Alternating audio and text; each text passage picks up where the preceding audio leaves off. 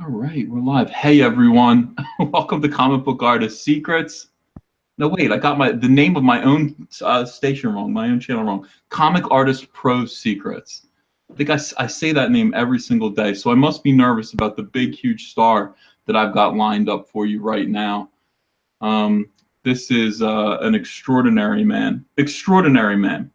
I'll introduce you to him in a minute. First, I just wanted to say Merry Christmas, Happy Holidays to everyone watching right now. I see you're all coming in. This is absolutely terrific. I want to thank everyone. My biggest Christmas gift from you all this year is just the success, strength, and rapid growth of this channel and this community. I think I started this on a whim in October, and just because Comicstorian and channels like Comics Explained, I met those gentlemen, and they were kind enough to give me some encouragement about starting my own YouTube channel.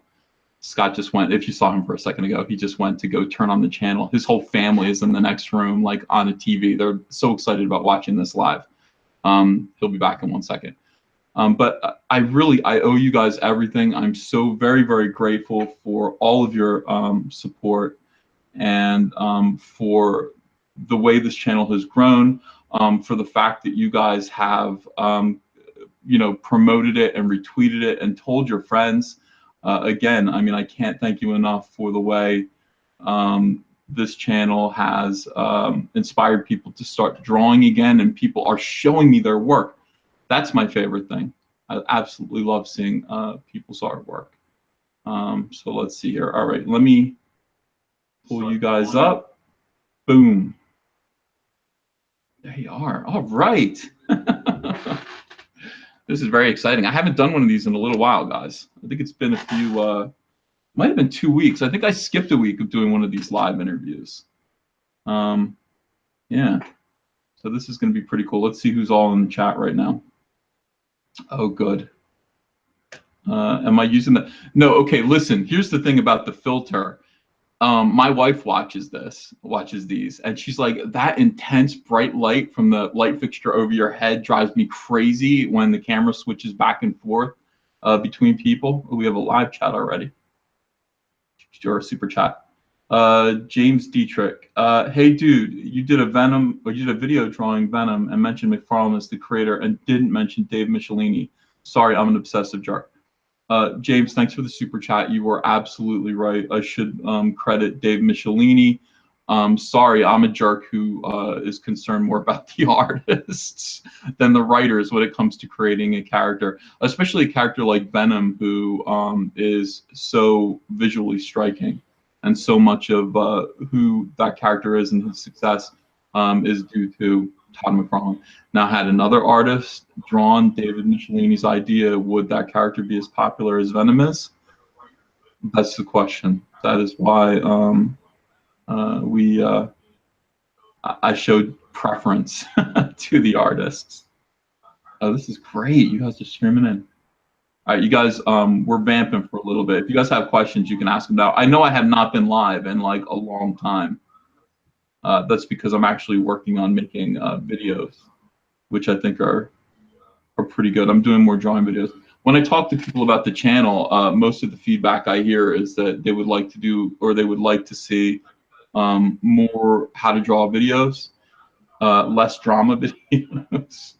Even though I've only done like 3 drama videos. Has there been too much drama on this channel? I don't know. Matt West, thank you for the super chat. Hey, EVS, I still like your Barry drawing. Well, thank you. Wait, which Barry drawing? The Black Lantern Barry or the old How to Draw a Flash thing that I did a little while back? But yeah, Hot Pink points out the video making takes a lot out of you, and it sure does. But it's worth it. I make myself laugh.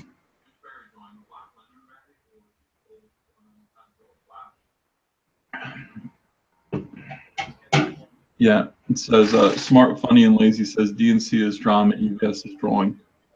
Yeah, but when drama occurs, what do you want me to do? Some people need to be called out. like that. And that's what this channel is for, to some degree, to some extent. All right, I think I hear our guy. All right, I'm so excited about this. This guy is a writer who has done so much. I mean, he has written your favorite character. I guarantee it. I mean, he's been around for a long time. We'll talk to him about how he got started in comics and everything. Listen, you only get the legends on this channel. I only bring you the biggest talent available. And this guy is he is one of them. He's a funny guy. He's a writer that has written comics with Jim Lee. He is a new screenwriter who has written a very, very successful and profitable horror film very recently. I think it's still out in the theaters. We'll talk to him about that too. But most of all, he's a fun-loving, happy prankster, a funny guy, and a really, really, really good soul. Ladies and gentlemen, I want you to meet Scott Lobdell. I hope you're not overselling me. I don't think it's possible to oversell you, Scott. What did you call me? A prankster pranking? I think you're like me. I think you have a little bit of a hoaxster soul. What do you think of that? What if I said that you've got that kind of like Loki? I wouldn't have been so grandiose. that may be where you and I differ. I mean, I see myself as a merry prankster, and you see yourself as the god of pranks. But yeah, I mean, we're very well, like much. I said, you're the one that oversold it, maybe. So that's my only concern. I don't want people to think they're going to be amused for the next hour or something. No, we're very simpatico in that way. I think both of us really love mischief, and one thing about you is you are always, I think you're a put on. I think a lot of what you do is a put on, and I really appreciate it. There are a lot of layers to the onion that is Scott Lobdell. Wow, that's interesting that you say that. Why do you think? Do you agree or disagree? Do I agree? I don't know. I mean, it's like, I do often say things that I think are funny and designed to push buttons, but I don't, you know, I'll just say this. Sometimes I say something that I think is funny, and I think it's the most ridiculous thing I can say, which is why it's funny, but it's delivered in a way that people will respond to it as if I'm being serious, and then they're like kind of taken aback. And, you know, and I think I've just said clearly I've said the most ridiculous thing I could say, and people react like, oh, what do I? And so I don't know that I necessarily do it on purpose as much as it's a way to go through life amusing myself sometimes. Do you find playing a character sometimes? What's that? Do you think you're playing a character sometimes when you're talking to people? I don't know that I don't know that would go that far. I mean, I don't think it's still that would kind of feel like it's maybe I do. Yeah. I would say that. Yeah, I'm kind of. There's like 10 people in the next room. I can ask them if they think they're seeing the real me. I love that you've got your family over for Christmas time. I think that's wonderful. I think it's. Oh, actually, I'm down here in Florida visiting my mother, and the room full of people are not, or they're sort of family, but they're more this amalgamation of talk about living legends that you were just referencing. Each one of them is a living legend in their own right. Well, you might be you hold on a second. You talk for a second. I'm going to go in the other room and ask them if they think I'm a character. Hold on one second. Okay, go ahead. Let's get their feedback on that. And I think that would be useful because nobody would know you better than your family. And if they sell you out live on Comic Artist Pro Secrets, I think that would be worth the whole interview, frankly. What do you guys think? I mean, this is the thing about this guy. He is very, very, very funny. He's very amusing. Let's see what they say. I think his mom would know him, but I would like to hear his mother.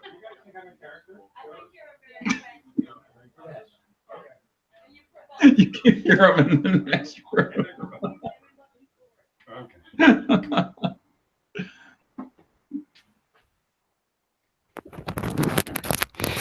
Yeah, apparently you're right. They they all agree that I'm a prankster and that they love me for it. So, Well, that's good. We love you for it too.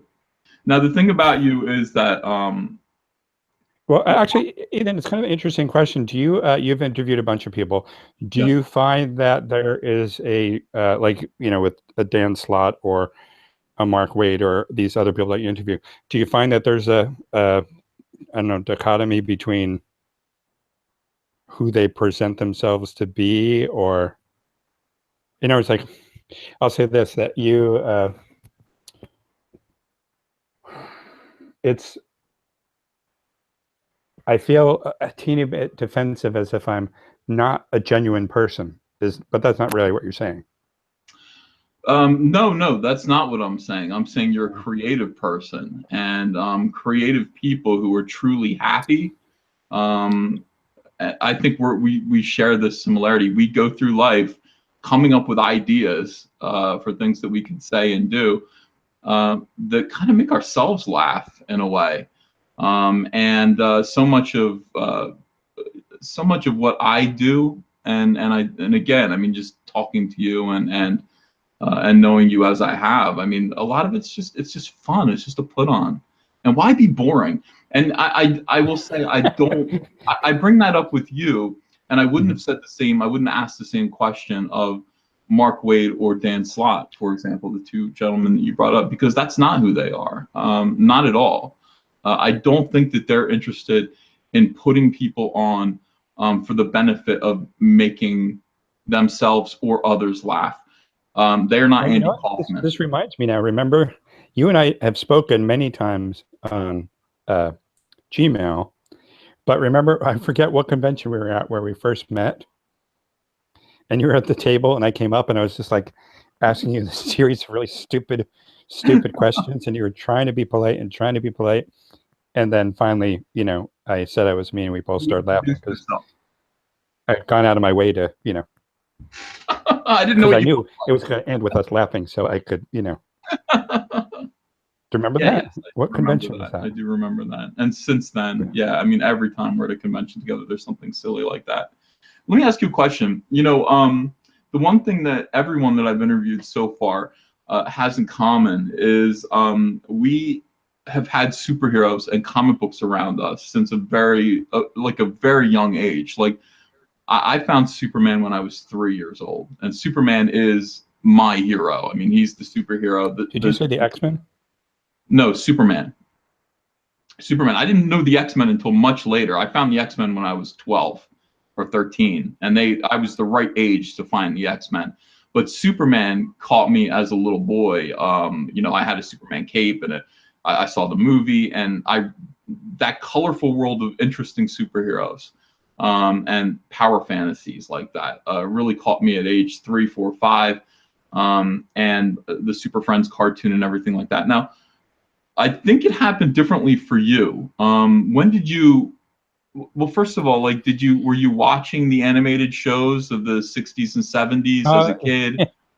Vaguely, I don't know if you remember, they had WPIX in New York. It was Channel 11, and that was the only. They would strip the Mighty Marvel Marching Society shows. But, as as a kid, mostly the cartoons we got to see were Saturday morning, and they were split up between, 3 major networks. Or, either you'd settle in and watch, Scooby and Land of Lost and whatever, or you'd, seek out your particular hero. But that was pretty much the extent of my my exposure to comics and superheroes. And when I was one of these people who came to comic books very, very late in comic book life, when I was about 16 or 17, I'd been in the hospital a bunch of times for a collapsed lung. And for some reason, what's that? How did that happen? There were blisters on my lung, and the blisters would pop. It was just there was no, there's nothing that I did. It was just a matter of, I guess apparently I was born with blisters on my lung. And it's not they're called spontaneous pneumothoraxes. And spontaneous means sudden, and pneumothorax means, I think, air in the lungs or something. And it's fairly, I wouldn't say common, but it's, when I was in the hospital, I met other people who had it. So, but when I was in the hospital, people would bring me comic books by the dozens, and I guess I was too young for Playboy and too old for highlights with Goofus and Gallant or something. So, remember Goofus and Gallant? That's like you. You and I are Goofus and Gallant. You don't remember? No, you know what? I don't remember Highlights magazine?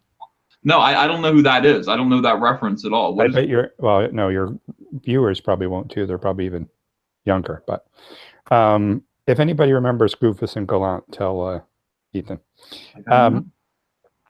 But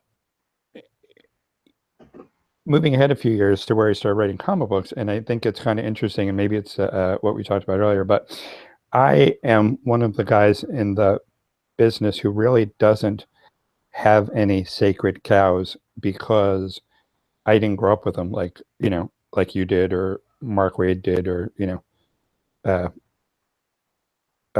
Dan, who I think is really, really good at going back through every issue of Spider-Man ever and picking out particular moments to retell stories and stuff. Not retell, but use them as the seeds for his own stories. I think you can see it in my in a way. I think I was the perfect guy for the New 52 because I was brought in specifically to not do every other Superman story or every other Titan story or anything like that. I was, I didn't have that. And I don't think I've ever had it. And I kind of enjoy not having this thing that bonds me to, the characters through my childhood. I mean, like, you're a Green Lantern guy. You love Green Lantern and stuff. Were you, did you start out being a Green Lantern guy? Or? No, I knew not. See, this is what I'm relating to what you're saying.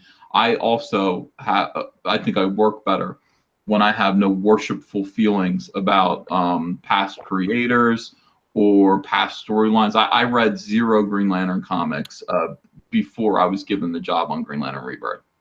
And it's better that way. You just go, well, give me the gist. Tell me what the character's about, because I'm going to do a literal translation of what you're telling me. If you never read 70 years worth of Batman comics, but you just read Detective 27.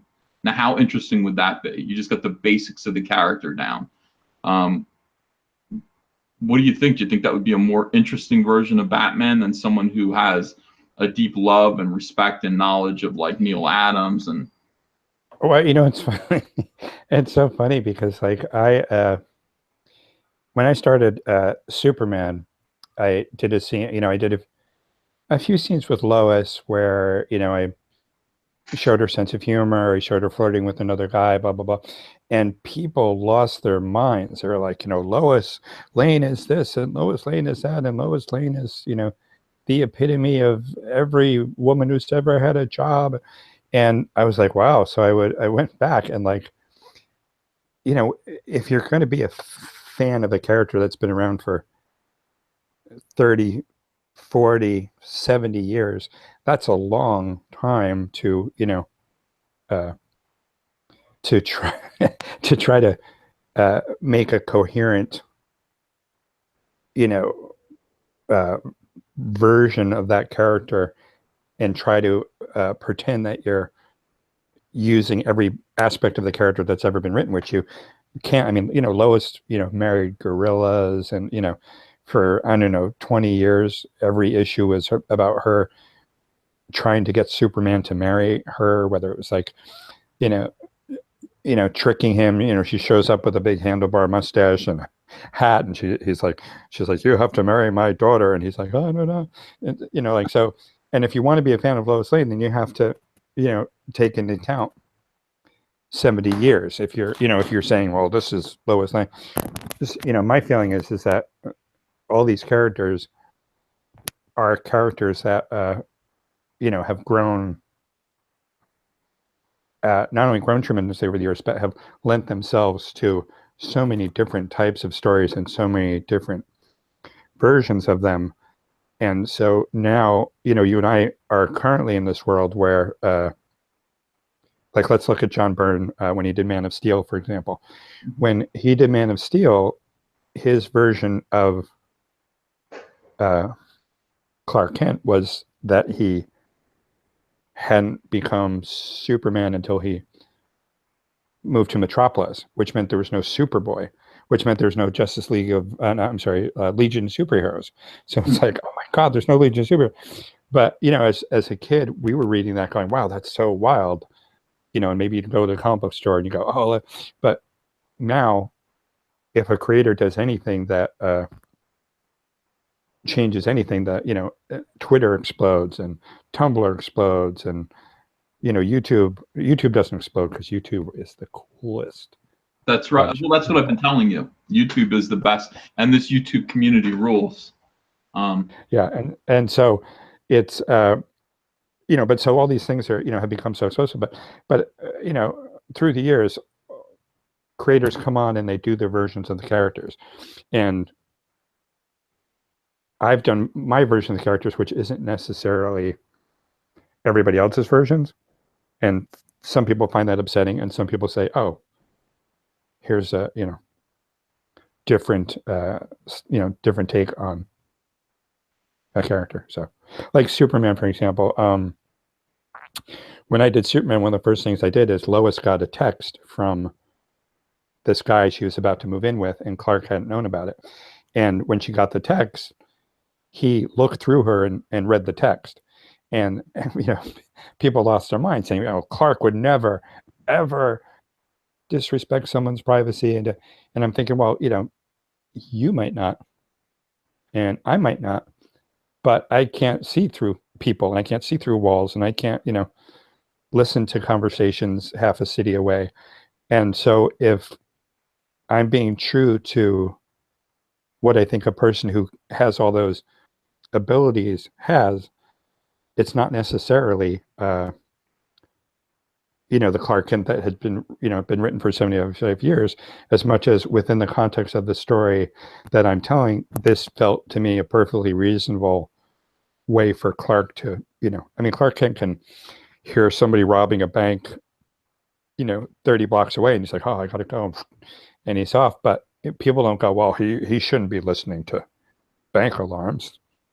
How rude is that? He shouldn't be listening to people calling out for help. That's none of his business. So I think, I just think it's interesting. Like I say, getting back to what we're talking about, like I don't think I have sacred cows when I start writing, and I think that makes my writing different, for better or for worse. Right, and unique, and you're going to get Scott Lobdell's voice when you buy Scott Lobdell's books, and not necessarily some pale imitation of someone else. And I think that is an actual problem with a lot of creators. They come in desperately trying to emulate what came before that worked, instead of trying to find the heart of a character that they believe is the heart of the character, and working out from there. I'm glad to hear you say that kind of thing. Do you have? I know that you at one point dabbled in psychology. I mean, at some point you were thinking about being a psychologist. Yes, I did. I went to Dutchess Community College in Poughkeepsie, New York. It was a 2-year college, and I managed to get through it in 6 years, and I'm still 2 credits away from graduating. So when are you going to do that? That was about 30 years ago. Do those credits still count? Do those credits? I don't know. It's funny is there's my psychology professor at the time. His name was Carl Denty, and he was a great guy. And he's still a great guy. I mean, I haven't seen him in many years, but when I was doing X-Men, there was I created a character called the Executioner, and out of respect for my friend and mentor, I named him Carl Denty. And at the time he was honored, but he's since gone on to become the dean of the college. And this was, again, like this was probably 25 years ago. So he's the dean of the college. But what happens is anytime you Google him, there's 6 pages of the executioner, and on the 7th page there's a little picture of him, you know, as the president of the dean of the college. So and he says, like, every year students will come and go, hey, did you? He says, yeah, I know. You made him famous. You made him comic book famous. And I want to take you back again. I go through this slowly. I want these interviews to be linear, like that. Okay, so I want to go back to you, 17 years old, and I want to talk about, even though. Do you edit these? Do you edit these, or you just? No. This is going to be what people see for the rest of your life. I mean, this and beyond. Like, this video is going to be posted. I would have combed my hair, Mom. Yeah, this is going to be how most people remember you. And in fact, this artifact is going to survive, you know, a nuclear attack or something like that. This will be people generations from now will say it was Scott Lobdell, and they'll refer to this. Yeah, and they'll find it and they'll be like, my God, those were comic book writers were legends in 2017. They'll say, why didn't they comb their hair, though? You watch, he's going to come in any minute and be like, oh, hold on a second. Okay, listen. So you're 17 and you're in the hospital and you're getting comic books. Comic books meant nothing to you before. Wait 1 second. Wait. I'm just curious. Do you really think that, like, you know, like, you know, they say like that every episode of I Love Lucy got broadcast into outer space? Yeah. And, you know, like someday we'll see like aliens land and they're like, Lucy, chicken up in the show. You know, I just wonder if, like, some civilization in the future, like, they won't know about Trump, they won't know about Obama, they won't know about Clinton. All they'll have is this video. All they'll have is us. Like, yeah, they'll have us. So I guess we really have to be careful what we say in the next. No, I think we need to be ourselves, because if aliens are modeling their civilizations based on anybody, it should be us. Right. All right. Well, you should. Let me just say, speaking directly to the people that are watching this. Yeah. If you do have questions, make sure they're really good questions, because what you ask tonight could affect the future of mankind. That is true. And other alien civilizations. They're all counting on the people in the chat right now, in the live chat, who are all saying that they adore you right now. I just want to let you know that. They adore me right now. Somebody is saying, "Oh, he breaks the fourth wall," and you do, and that's. I hate the fourth wall. Yeah, I mean, what is this? The wall? Is this the fourth wall? I think it is. All right, talk to me about the comics that you read when you were 17. That's what people want to know. They want to know the comics that were given to you, that you recall, that made an impact on you when you were sick in the hospital.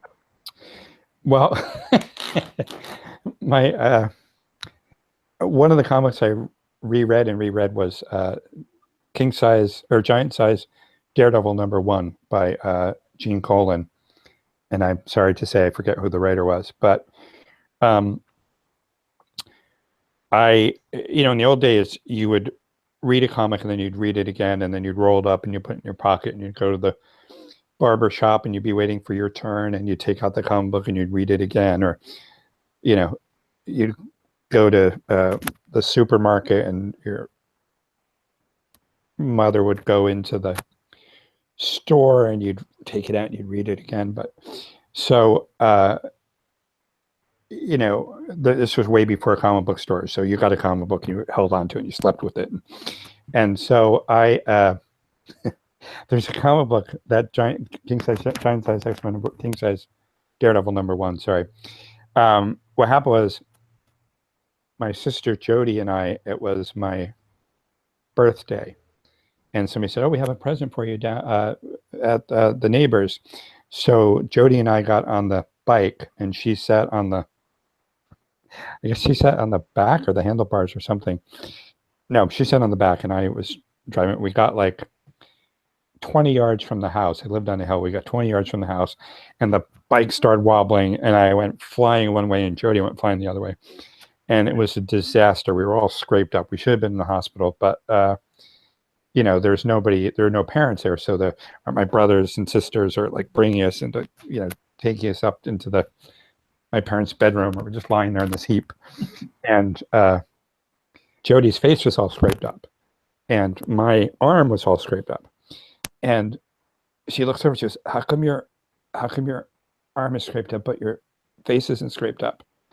I said, because of king size Daredevil #1, there's a scene where he's about to be, he gets attacked and he's about to fall on the pavement and he says, must protect face, must protect face. And I said, so that's what I did. And she's like, why didn't you tell me to must protect face?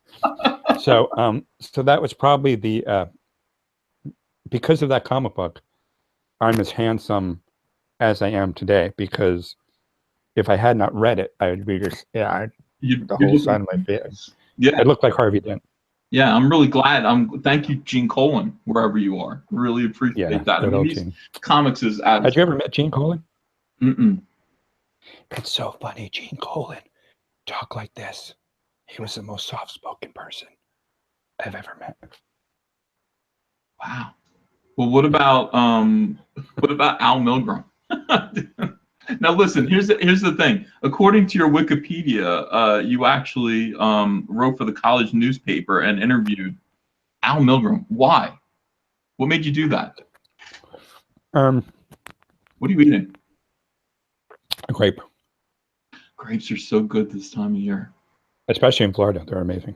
Yeah, I talked about that. We'll get to Al Milgrom in a second. People watching right now, you should know, December is grape season. Also right now, blackberries are just unreal. Scott, I got these blackberries.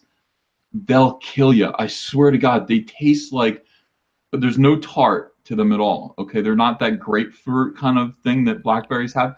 They taste like bubble gum. I mean, and they're just regular blackberries, but they are absolutely amazingly sweet. I had to go back and buy more crates of them yesterday. So people at home watching, this is also Comic Artist Produce Secrets, as you know. We do talk about produce. That was such a bad pun. It's true though. And you know, right now grapes. What do you have? Green grapes? Yeah. Look. Yeah. They're nice snap. See the green? And they're big. Yeah. Yeah, and I'll tell you honestly, I shouldn't say this on with your mega audience, but I'm going to say it right here. Yeah. In front of the world and future worlds that watch this. I don't think I've ever had a blackberry. People have said that since I started talking about blackberries on my channel. I mean, people have said I've never had blackberries, and I don't understand how you. I'll be right back. Hold on. Are you going to go get me a blackberry? I am, because, you know. If you come back dressed as a blackberry, like the old Fruit of the Loom guys. I just think this is important, and I wanted to, let you know. All right, let's get back down here. So these are the blackberries right now. These are actually, look at berry lovers. Berry lovers. Berry lovers. Not berry haters. Mm-hmm. If you're a berry hater, GTFO. Yeah. These are for berry lovers. Unsubscribe right now. Unsubscribe to Comic Produce. If you hate blackberries, unfriend me now. And yeah, unfriend me now. But look at the size of this. These are fantastic. Mm-hmm. And they're just great. Basically, they're tiny little blueberries in a cluster. Oh, really? That does sound interesting. I mean, so good. And how long does the season last? Yeah, so this is the season for blackberries. You don't want. How long does it last? Just a month, and they'll go back to being tart again. I mean, you can get them, and you can get them whenever you want, but they will go tart again. Jesse N, thank you for the super chat. I love blackberries. I knew someone who never had a radish. Well, I've never had a radish either, Jesse N. People are watching and sending me like tips to read their questions online. That's something about YouTube. So Jesse sent me $5 to read that about blackberries. Now, as for grapes, sent you $5? Yeah. How? super Like your chat. PayPal or something, or? You know, Cam, I shouldn't talk about this, but you can, there are people who do shows online and you can get a tip and people can tip you. It's called super chats. Okay. So when we're doing this chat, if people want to, it's common courtesy. If people want to get involved, they can talk, and they're talking right now amongst themselves. But if they want my attention, it's common courtesy. They send me a little tip, and then I read what they say to you, to the room. That doesn't sound like common courtesy. That sounds like extortion. It's not extortion. I'm not forcing them to do this. It's definitely bribery. Well, do you read people's questions who don't give you tips? Sometimes, but I don't have to. I don't feel obligated. I don't feel obligated. I mean, look, you know, so I've got the same grapes that you have right here. And yeah, seriously, the grocer actually came in and I took these grapes from him directly. Like he was so on. You're actually working now, and you're making money to eat blackberries, and I'm sitting here for free. That's right. Well, I think it's a common courtesy. All the tips go to your mother. Okay. You want me to My mother just came in. My mother just poked her head in. Oh yeah. And she suggested all my tips at least should go to her. Okay. I'll send you $2.50. Oh, for that one? We'll whack it up. We'll whack up these tips that we're getting. All right. God, these grapes are really, really good. The other thing to get, now you can wait a month, are giant navel oranges. This has become comics produce secrets. Yeah. Okay, but we'll get back to Al Milgrom. Talk about meeting Al Milgrom. Did you say meeting? Did you meet him, or was it just over the phone that you interviewed Al Milgrom? No, I did get to meet him. What happened was I was in college, and I wanted to expand the Poughkeepsie, the reach of the Poughkeepsie paper, student paper, and so there's a guy. His name was Saul Gordon. He was a professor in Syracuse who had done a video, and so I called him up and said, "Can I interview you?" And he's like, "Sure." So I went up and I interviewed him, and then I was like, "Wow, that was easy." And so I called Chuck Scarborough, who was a newscaster in New York, and he's like, "Yeah, come on down, Scott." So I went down, and then I called up Isaac Asimov, and this was like way before Publicist and everything. I looked up. I mean, do you know how many Isaac Asimovs there were in the New York phone book? Just one. Yeah, I thought you were going to surprise me and say 80. I was going to be like, that's why I set you up. Yep. And so he picked up his phone. He's like, "Oh yeah, certainly, I'd be happy to be interviewed." And so I was like, "Wow, this is so cool." So what happened was Al Milgrom was, I believe, the artist. He was the artist of the Guardians of the Galaxy books that were the ones that made it into the intensive care ward at the hospital 5 years earlier. And so the very, very first time I remember reading a comic book, I didn't read it as if, there's 50 years of history. My first reaction upon reading it was like, wow, somebody has to write this and somebody has to draw it. And, it says lettering, like, what is lettering? And so I found the whole thing so fascinating. And so that when I got to the point that I was writing these articles and interviewing these people, I thought, oh, this gives me an opportunity to find out exactly how comic books are made. And this was long before, YouTube channels and, so many other ways now that we can learn about comic books. And so I interviewed him, and it went really well. He was a great guy, very informative. And he also handed me a handful of plots. And at the time, that's exclusively how Marvel worked, plots first and scripts. And so I took them home and read them, and I tried a few of my own. And then 2 weeks later, when the newspaper came out, I called him and I said, "Oh, hey, I'm downtown. Let me give you this college newspaper article that I wrote." And he's like, "Okay." And so I met him in the lobby, and I said, "Oh, and here, I took a few of these things. I made up a few plots. Could you look at them?" And he's like, "Oh, yeah, okay." And so we sat. He did that maybe 2 or 3 times, and each time I pretended that I was coming down into the city, and I'm just in the neighborhood. Do you mind if I stop by? And he's like, sure.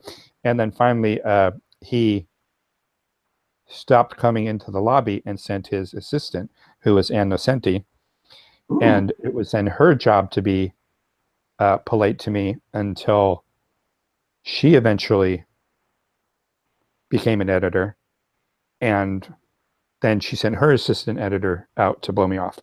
But the good thing is that through that experience, I kept meeting more and more people and getting more and more feedback on the stories.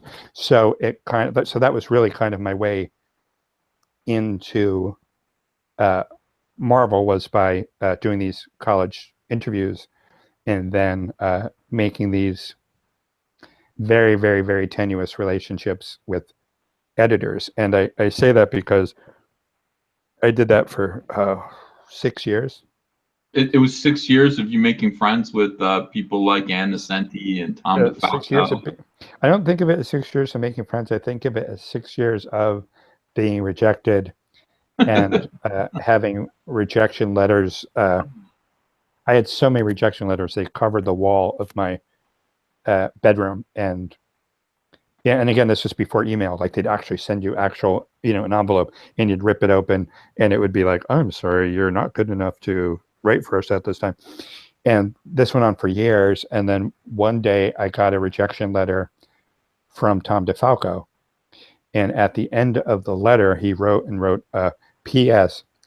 This isn't as bad as the last one. Nice. Right? I was thrilled. Oh, yeah. Yeah, because that was like my first, I don't know, interaction, as opposed to just being told. And it's encouraging. It's like, you stink, but you stink less. Yes, you stink you're less. getting less stinky. Yes, and even now, all these years later, every time I sit down to write a story, in my head I think, this story just has to stink just a little less than the last one. Yeah. That's personal growth. That's called personal growth. Yeah. Wow. So eventually, Tom DeFalco gave in to your charm, as we all have, and and hired you to do what? I'm sorry, say that again. He gave in to you and he hired you. What was your first gig? Because oh no, he didn't hire me. Oh, well, it's funny. I very, very, very rarely tell this story, but I will tell it for you. Thank you. I had learned that Power Man and Iron Fist was up for grabs because whoever was writing it was leaving and somebody else was coming on. And that was the good thing about constantly being, a bug in their ear, was, I would get these kind of inside scoops. So I wrote a treatment for Denny O'Neil, was the editor, and he was nice enough to read it. And he said, I really like this inventory story. And I sent him an idea about how I would go in this direction, and this is what I would do for the next 6 months. And he was like, wow, this is really good. I would really like to work with you. You're a new writer. I hadn't written anything at that time. And so while that plot was sent out to the artist, I was like, oh, I got to figure out how to do this as a script, so that way he'll see that I'm really good, I'm really dedicated. And so I wrote what I, in my insane 23-year-old self, version of what I thought a comic book script was. And I had gotten this huge pad of paper, and on one side of the paper I wrote the words, on the other side I wrote pictures of what I thought the script would be, and it's all written out by hand, all 20 pages, 22 pages at the time. And I'm sure he thought, oh my God, what did I do? I mean, it was just I don't know, it was like a Jackson Pollock version of a comic book script. And he got it in, and he very sweetly called me up and was just like, and I admit I thought you were farther along than you were, because these ideas were really good and you were able to express them really well, but I don't have time to teach somebody how to write a comic book from scratch. Mm. So I was like, I totally got it. I mean, it was Denny, so and then I didn't get another gig for 6 years, and it was 6 years of me convinced that I could do this for a living, and me being the only one that was convinced of that. So, and then what happened was I had. There's this comic book called Marvel Comics Presents, which was a series of 8-page stories. And God, in 1986, I was on a school field trip to Washington, D.C. in the 6th grade. And I went to a comic shop. All the other kids, they let us loose to go get lunch in this mall area. And there was a comic book shop. And I went in there and bought the first issue with my lunch money. First 2 issues, because it was bi-weekly, and they were both out, of Marvel Comics Presents 1 and 2. And I read them on the bus, and I was hungry. And that was No, I didn't start with 1 and 2. But what happened was I had learned that, they were, for people that don't know, they were 4 stories per issue every 2 weeks, as opposed to every other book, which was 1 story a month. Mm-hmm. So that meant the editor had to work with 4 writers, 4 pencilers, 4 inkers, 4 colorists, twice a month. So that was 8. 8. They were putting out 8 stories, as opposed to most editors who were putting out 1. And when you're an editor of your book, you can just say, "Oh, I want Daredevil to do this, or I want Wolverine to do that," and you make it so. But when you're an editor that's dealing with an anthology, first you have to get somebody to write a Daredevil story, and then you have to go to the Daredevil editor and have to get it approved. And the people who are writing the Daredevil stories can't be like, in this issue, Daredevil sees, because then, the editor of Marvel Comics Presents goes to the editor of Daredevil and says, "Yeah, I have the story where Daredevil sees," and he's like, "Well, that's not going to happen." Well, that could happen now in today's Marvel Comics, to be fair. Certainly, but even then, within the context of the episodes per month, but they wouldn't let somebody who's writing an 8-page story change the continuity in a different direction. Not back then. So, and so the editor of Marvel Comics Presents was stuck because the only way he could get anything approved was to almost have nothing happen in the stories. And that made for boring stories. And so I examined all this and I was like, there's a whole bunch of characters out there through a Contest of the Champions who were, Shamrock from Ireland, and the Arabian Knight from Saudi Arabia, and the American Eagle, and El Agua from El Agua, the water. No, the Eagle. What's Eagle for Spanish for eagle? What's that? I said, I misheard you, and now I want to name. No, you didn't misheard me. I said the wrong word. El Agua. Yeah, the water. But the thing is that there are all these characters that nobody was using and nobody wanted them, and so I said to the editor, "Why don't you let me do the Global Village series, like a series of 8-pagers that focus on these characters that no other editor has any dominion over?" And then that made his life so much easier, because then he could have these stories that had, I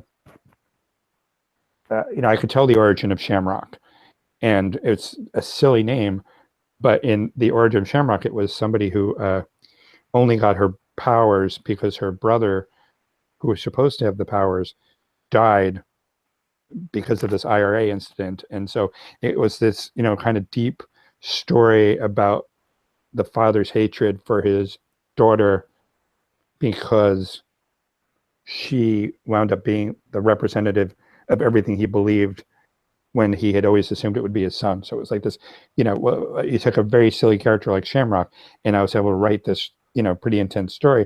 And I could do that times, 40 characters. And suddenly the editor had, I went from selling nothing to selling 3 stories in 1 week. And then 3 weeks later, I had sold 16 stories. And then a month after that, I had 40 stories queued up.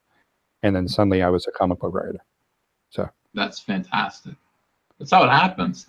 You just got to make yourself useful. You got to find your niche and kind of hop in there, right? And then never leave. That's what happened to me. So how long were you doing that anyway? How long were you on the Marvel Comics Presents series? Did you get to do all those stories?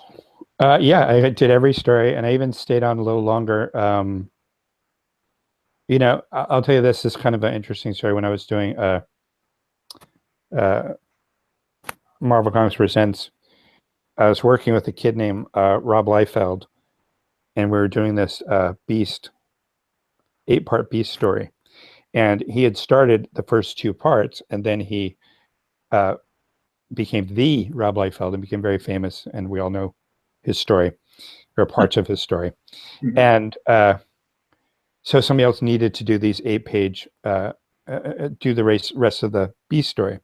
So I was always on the lookout for new talent, and I was at a comic book convention in New York, and this kid comes up. He's like 17 years old, and he comes up with a notepad of, not like a sketch pad, a note, like a notebook, a school notebook.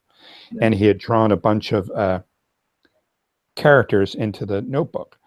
And I said, "Oh, you know, what do you got there?" And he's like, "Well, none of the editors will look at it because it's not, you know, the way it's not on a sketch pad and, or, you know, or comic book pages." And I looked at it, I was like, "Wow, you are, you know, you're really something." I said, "Why don't you, I have a plot in my bag," and I gave him a plot, and I said, "You're staying here in New York. Why don't you, don't go out with your friends tonight, just take the story and kind of break it down to see how you would tell the story." And he's like, "Okay." And the next day he came back with 20 pages of thumbnails. And I was like, "Oh my God." I said, "You are really, you know, you're very, very talented kid." So we worked together for about, I don't know, 4 or 5 months of, like, I would give him a plot and he would draw a few pages and we'd go back and forth. And finally he got the job doing the rest of the Beast story, which was a big deal for, you know, a kid. And what we found out was, when we sent him the plot, the legal people at Marvel said he can't draw until he's 18, so he can't start drawing for another 3 months. And 3 months later, he turned in his first 8-page story. But that kid, at the time, his name was, and actually it still is, was Jay Lee.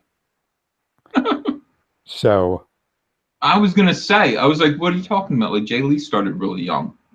yeah, Wow, you discovered Jay Lee. I discovered Jay Lee, and I also kind of nursed him from, you know, a kid who, like, literally showed up. You know, honestly, it was like, Just like it was you. literally, he, like, drawn his notebook. What's that?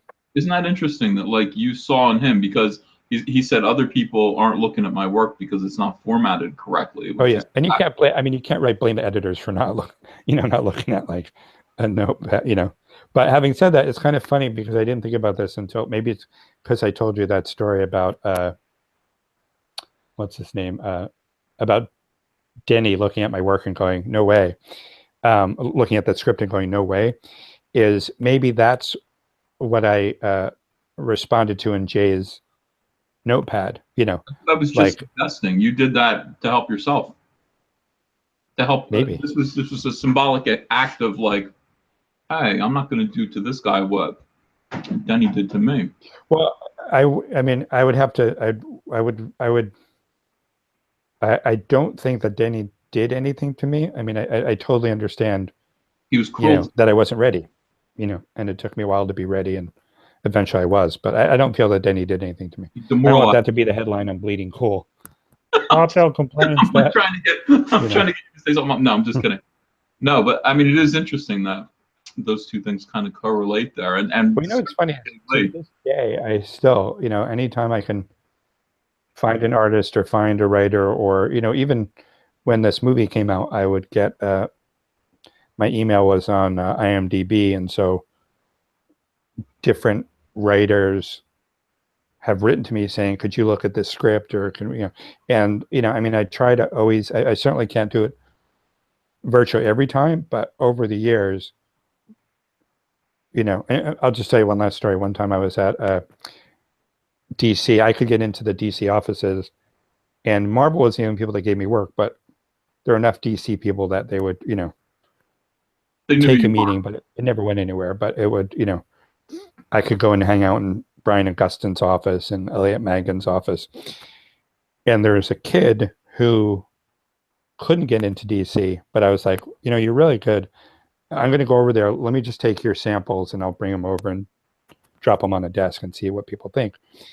And I brought him in and I showed him to all the editors, and editors were, editors always need an excuse to say why they won't hire somebody. And, they would go like, he's good. Okay, he's good. But look how he draws the cape. Like, look at this cape. It doesn't look like a cape. Mm. And that's what, like 2 or 3 people going, yeah, Scotty's good, but not the cape thing. But that kid's name was Joe Quesada. So you discovered Rob Liefeld. What's that? You basically discovered Rob Liefeld, Jay Lee, and Joe Quesada in your way. Did you discover? Oh, yeah. I mean, I've worked with. Oh, I can't even tell you how many people I've worked with, but it's just so funny that the point of the story was like back then when I was nobody, and I was nobody for a long time. Even as a nobody, I was always trying to, I had this kind of mentality of, if I can get in the door, I'll bring you in the door as well. Help you, yeah. Even if it means, you get work and I'm off to somewhere else, it didn't matter. I always felt we all had to help each other. So, and I still do. So I feel that way too. I always think about, I meet young talent and just, I mean, some people are ready to go. Some people aren't. But I was in South Africa doing a signing in Johannesburg, and I met this gentleman named Jason Master, and he was, I mean, his last name couldn't have been more appropriate. And he showed me this beautiful portfolio. And I said, have you shown this to anyone? He's like, no, I don't know who to show. And he's not working at DC Comics. It's like, well, people, I can show this to people at DC Comics and probably get you work. And yeah, now he's a comic book artist, and he has been working for, 5 years or so. Mm-hmm. So that, I mean, just having that opportunity to sort of discover new talent and help them along is it's a privilege. But boy, you've discovered some big names. Jay Lee stepping in for Rob Liefeld, those are some big shoes to fill. Yeah.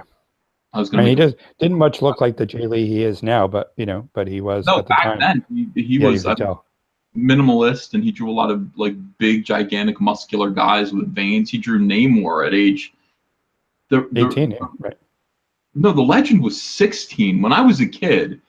Jay Lee I was 16 when he was 16, and he was very, very encouraging his story, because people were saying he was working at Marvel while he was in high school, and that was that wasn't that wasn't true. Well, I mean, like I say, he couldn't start until he was 18. So. Oh, okay. So let's talk about someone else that you met and shepherded along, I think, on a big, big, big series, because you in the 1990s you were all about the X-Men. Chris Bacalo, right? Was he yours? Was he your find? No, I mean he'd worked at he'd done, I think, Shade the Changing Man, I believe it was. Before that, he'd done a bunch of Vertigo stuff. I think if I can lay claim to anything having to do with Chris, it was this notion that he'd done such fantastic work on Vertigo, and he got hired by Bobby Chase to do Ghost Rider 29.9 annual, and I saw it, and we were like, well, X-Men Limited number 1 is coming out, and the artist who had had it for 6 months wasn't working out, so Bob Harris and I were like, well, let's give it to this guy. He has such a interesting look. I mean, it's certainly a different look. And during that time, I had been asked to redo the New Mutants, and I was like, okay. But as I was working on the idea, and I realized I was going to move them out of the mansion, and I was not going to use Xavier, and I was going to not make it about becoming an X-Men as much as it was going to be about learning about your powers and trying to, fit into the world and blah, blah, blah. While that was happening, we were searching for the right artist to do the book. And so 6 pages into X-Men Limited, I went into Bob. I go, I figured out who we have to get to do Generation X. And he's like, Chris. I'm like, oh. And so what happened was I called up Chris and I said, listen, I'm doing this new book, Generation X. You have to do it with me. He's like, yeah, no, I don't. I'm not an X-Men artist. And I said, but you're amazing and you should do Generation X. He's like, yeah, but I don't draw like Jim Lee, Scott. And I said, there's so many people that are drawing like Jim Lee. I don't want you to draw like Jim Lee. I want you to draw like Chris Pacello. Is it And Pacello? he's like, How to pronounce it, by the way? Yeah, you did mispronounce it, but I didn't want to correct you. Pacello. No, I appreciate it. Okay, yeah. So it's Chris Pacello. And so he said, he goes, I do weird stuff. Like I did an issue of Shade, and it was 2 people, a boy and a girl, and they were sitting on a stoop in Brooklyn, and they're having this heart-to-heart conversation, and I drew the whole thing as knees for 2 issues. I'm sorry, for 2 pages of just knees, and they made me redraw it. So you don't want to. That's how I think. And I said, Chris, if you give me 2 pages of knees, I'll draw 2 pages of knees. That's that's our deal. Whatever you want to do, with these stories, I'm not gonna do anything to try to rein you in. And so, still, he was not interested. And about 2 months go by, and he calls me up and he says, yeah, I told my wife that I turned down an X-Men book, and she said, call them right now and beg them to. So I actually did not discover Chris Pacello, but I certainly, pulled him along by that horn in his nose. That's Brought stubborn. What's that? Brought him into the mainstream, basically. Yeah. Yeah, and like I say, he was a very stubborn guy, and he is still a stubborn guy in the best way. He's a great guy, great talent, and he that's what I love about him is his his stubbornness. So did you work with Jim Lee? Oh yeah. Jim and I, it was the strangest working relationship when we very first started, because it was X-Men number 6, and it was the first X-Men job I ever got. And what happened, it was the night of the Marvel Christmas party, and I was in my Marvel Comics Presents editor's office, and Bob Harris walks in and he says, Scott, walk with me. And I'm like, okay. And the only time Bob and I had ever spoken before that was we got in it wasn't even a fight. It was just like to each other over the Beast story, because I had written a Beast story and I got it approved, and then he read it and he's like, well, I don't want to touch on that aspect of the story. And I said, well, that's not very fair. And so that was, I figured it didn't matter if I got in a fight with the X-Men editor, because there's no way I'm ever writing the X-Men. So it didn't matter. And so he said, walk with me. And we walked down to his office, and he has 20 pages of thermal fax paper, so it's all like, heated, how those thermal papers were terrible. And he goes, you got 22 pages in 24 hours. Can you do this? Can you script this book?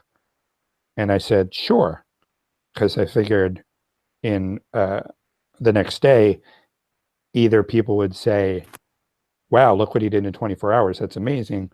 Or they would say, it's terrible, but he only had 24 hours to do it. So what can you expect? But what happened was that those pages were 6 finished pages by Jim Lee. And then the rest of them were circles and X's where Rogue would be standing and where Gambit is standing. And there was no plot. There was just these thermal pages Mhm. of story. And they said, oh, Gambit and Rogue talk, and then they fly away. And so I'm like, okay. Yeah. And so that's how we worked together for 6 months. And about 3 months into that is when all the guys announced they were going to start a new company called Image Comics. I don't know if you remember this. It was a long time ago. I was going to ask you, what did you think of that when it was happening? And I can't remember. I can't recall if you ever came along, or were you? No, I never did come along. I was I was a writer, and they were not. I don't think they felt they needed writers at the time. So, I mean, most of the guys. I don't know. I mean, you can correct me if I'm wrong, but I think like Rob Liefeld was working with Eric Stevenson, and Jim Lee was working with Brandon Choi. Like they were all working with their friends. Yeah, which is great. They should do that. But at the time, it wasn't like, oh, all these writers are going to sneak off and let's go, let's grab the X-Men writer and bring him too. There's nothing that wasn't the point of the company. So, so I didn't go over there, but, what was fun for me is that I don't have all the old top 10 comic books or anything from those times, but for 2-3 years, Image was just kicking our butt by hundreds of thousands of copies, and then it started to level off. And I think it was Age of Apocalypse where we finally took the throne back and never really relinquished it again. So yeah, and that was you. So that was me. So that was the fun part of people think of like Marvel at the time. They're like, oh, they were rearranging deck chairs on the Titanic, and it's like, no, I was ordering ice up for my drink, and figuring out how I was gonna beat down this iceberg that was Image. So, and it took a while, but finally, we were able to kick them in the butt, and that was a big deal. Spank them and send them home. Age of Apocalypse. I got a super chat here from Master Chudy. Thank you, for the super chat. It says, Scott, you are the man. I enjoy Red Hood and the Outlaws. Currently favorite book to review, and you and Dexter Soy kill it. Jason and Artemis are nice chemistry. Is fire. Bizarro is cool. Okay, are nice. Chemistry is fire, and Bizarro is cool. Always look forward to the next issue. So that's from Master Chudy. Thank you again for the super chat. So they're liking your Red Hood and the Outlaws. We'll get to that. We'll get to your DC time. So basically, didn't you write Fantastic Four for a little while? What happened there?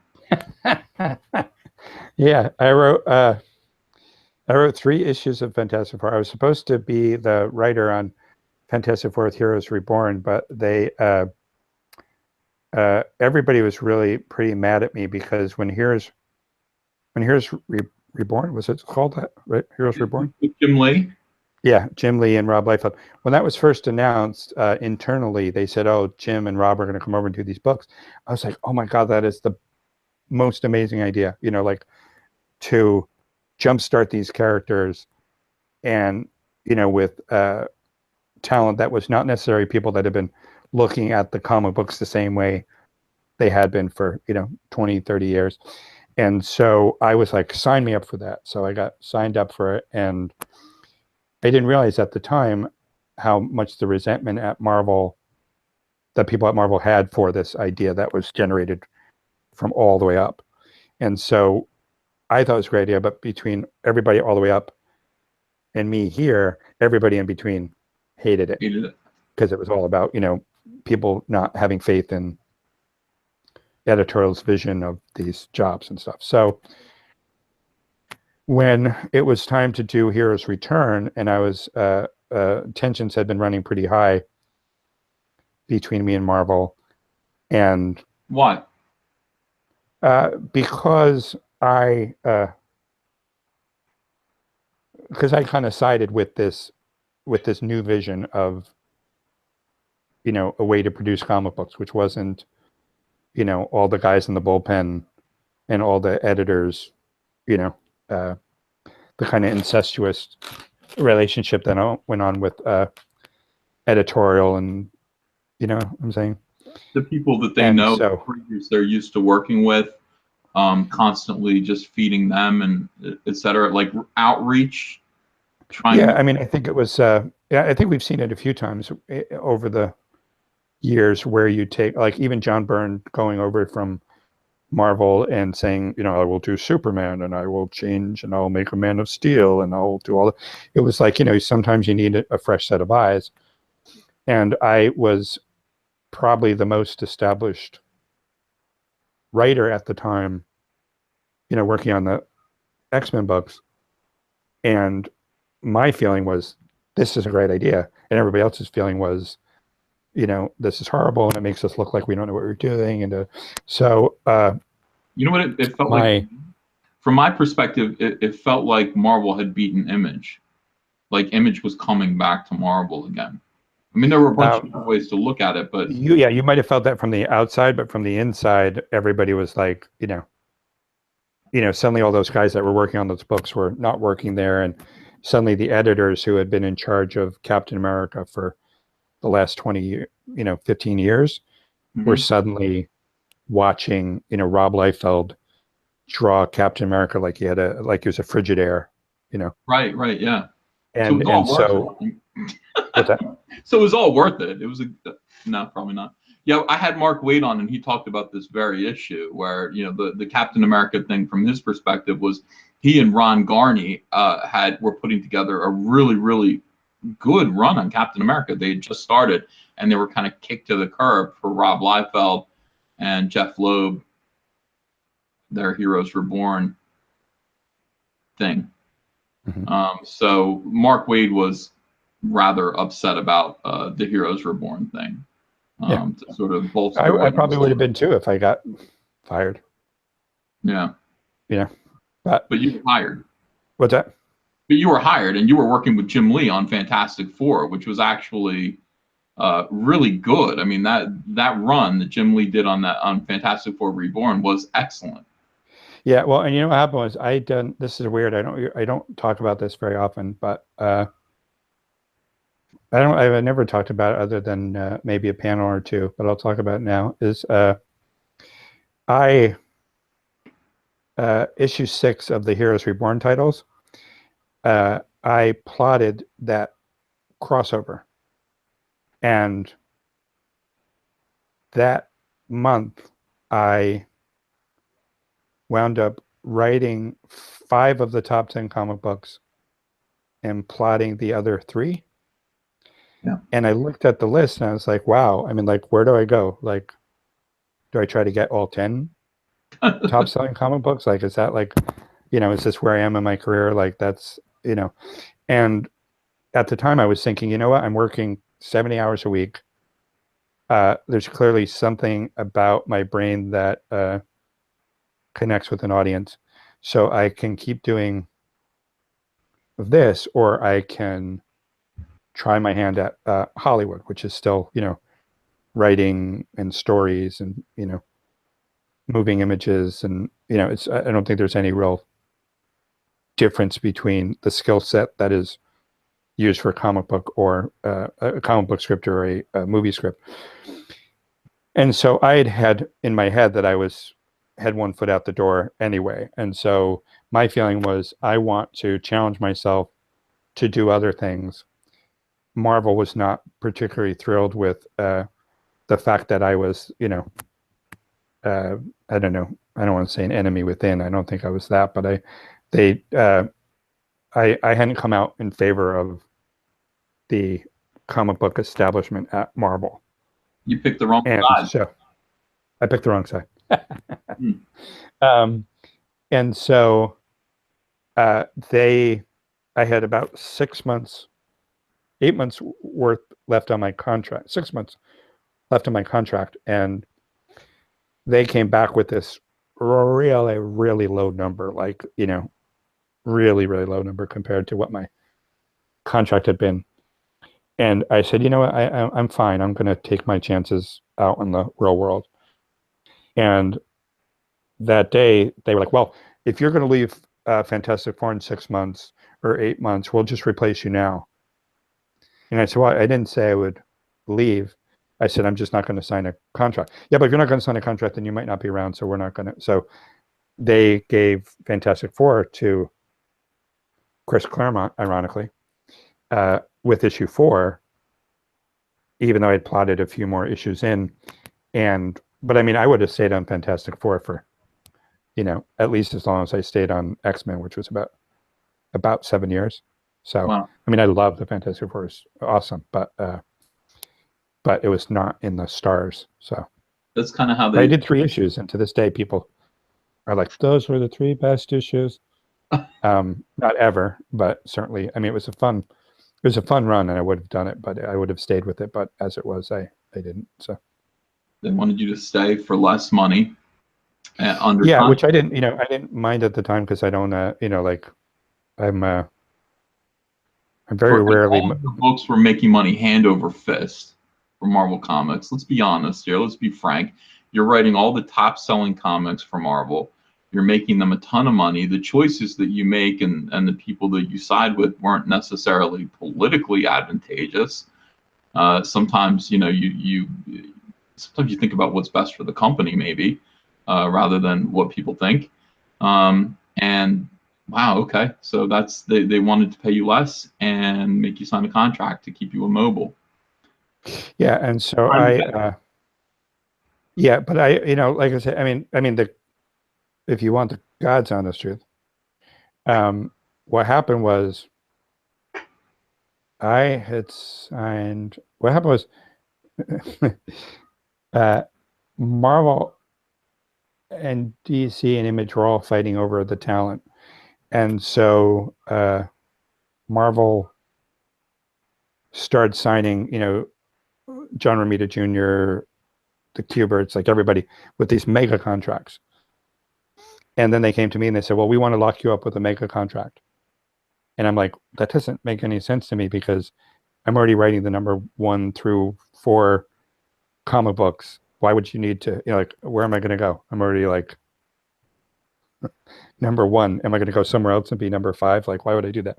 And so I was like, yeah, I don't really see any. So they made me this offer, and it was a ridiculous offer, ridiculous amount of money. And I'm like, all right, you know, I guess. So I signed it. And about 3 months later, the bottom dropped out of the industry. You know, like Heroes, They bought Heroes. distribution company, crash, and comic book stores were paid. And so the numbers on all the books started to level off. And I was fortunate because I think I spent another 3 years at this mega contract rate, which was ridiculous.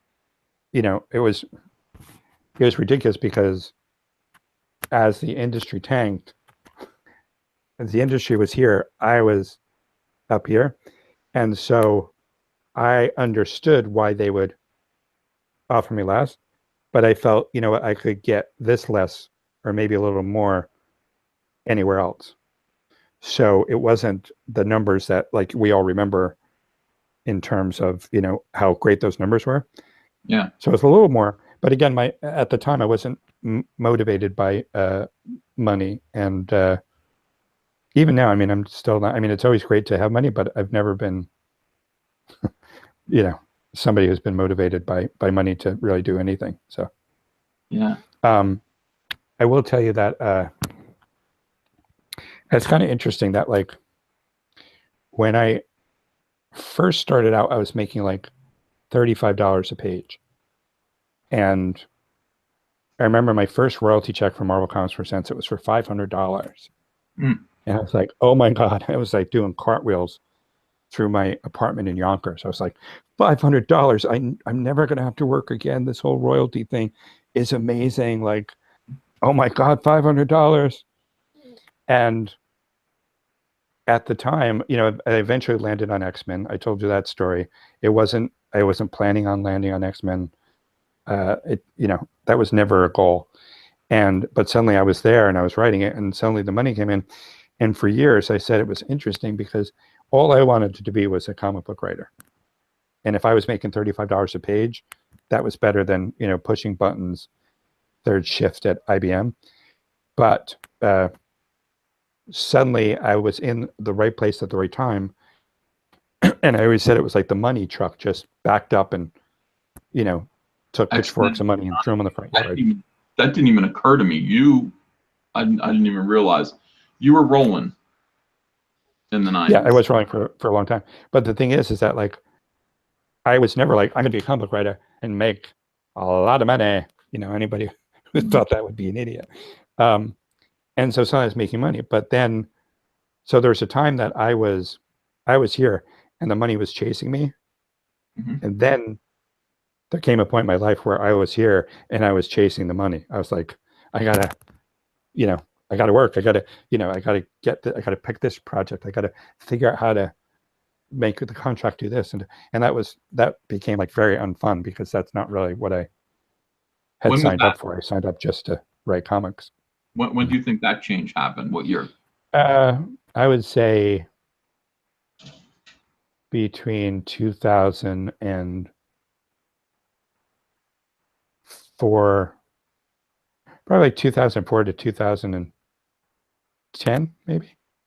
Mm-hmm. So, but yeah. But like I say, it's funny because people would be like, well, you became a comic book writer, so you could make money. I said, no, there was no money when I got in. It was like $35. In fact, this is kind of an interesting part of comic book history, since we're talking about Comic Book Pro secrets, mm-hmm. or whatever your thing is called. Sorry. Is that I was writing comic books when they decided they had to make comic books more equitable for the writers. And so they were like, if a comic book reaches 60,000 issues, you'll get 0.5% or 0.05%. And if it goes up to 100,000, you'll get 1%. And if it goes up to 200,000, you get, 2 till finally, if it reaches 500,000, you get 4% of the cover price. Mm-hmm. And people were like, yeah, comic books are selling like, 50,000 copies. So it was like this monopoly money version of, yeah, you're going to make 4% of 500,000 copies. But then suddenly comic books went through this explosion, and now you're making 4% of a book that costs, with a chromium cover that costs like almost $4, and they're printing almost 1 million copies, and suddenly that became more money than people could imagine. And it was because they made this ridiculous deal at a time when, oh yeah, we'll give you 4% of 500,000. So every issue sold over 500,000. So for years I did. What's that? So if a book sells 500,001 copy, you're getting 4% of that one copy, just so people understand. And for about 4 years, my books were selling like 700,000 copies a month. Yeah, crazy. So, that's crazy money. Yeah, and again, like nobody imagined it at the time. Nobody, Were you ever on what's that? Were you ever on one of the huge epic sellers like Todd McFarlane's Spider-Man 1, which sold 8 million copies? Did you ever have one of those? X-Men 300 sold 1.3 million. So that's great. That is great. What fun. We need to get back to that. Well, what's funny is a lot of people, people say, well, comic books are dying, blah, blah, blah, blah, blah.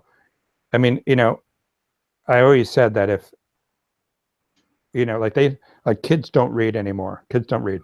Nobody reads. Kids don't read.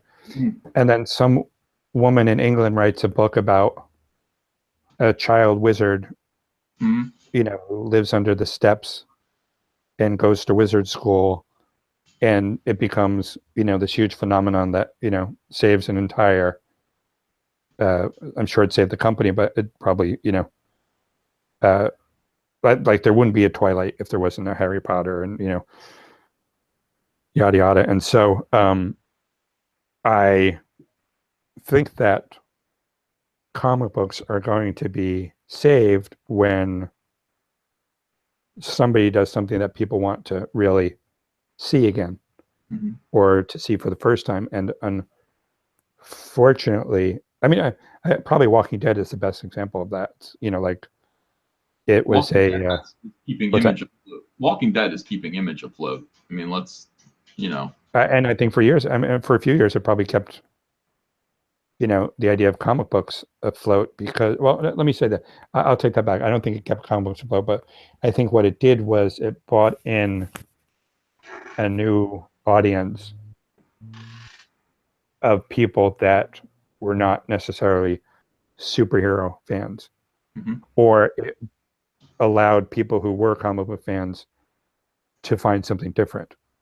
Like when I was writing, I, like you say, I've written the X-Men, I've written Superman, and when I'm on these books, people go like Superman, for example, they'll be like, Scott, I read Superman for 40 years, and because of you, I don't read it anymore. I'm reading something else.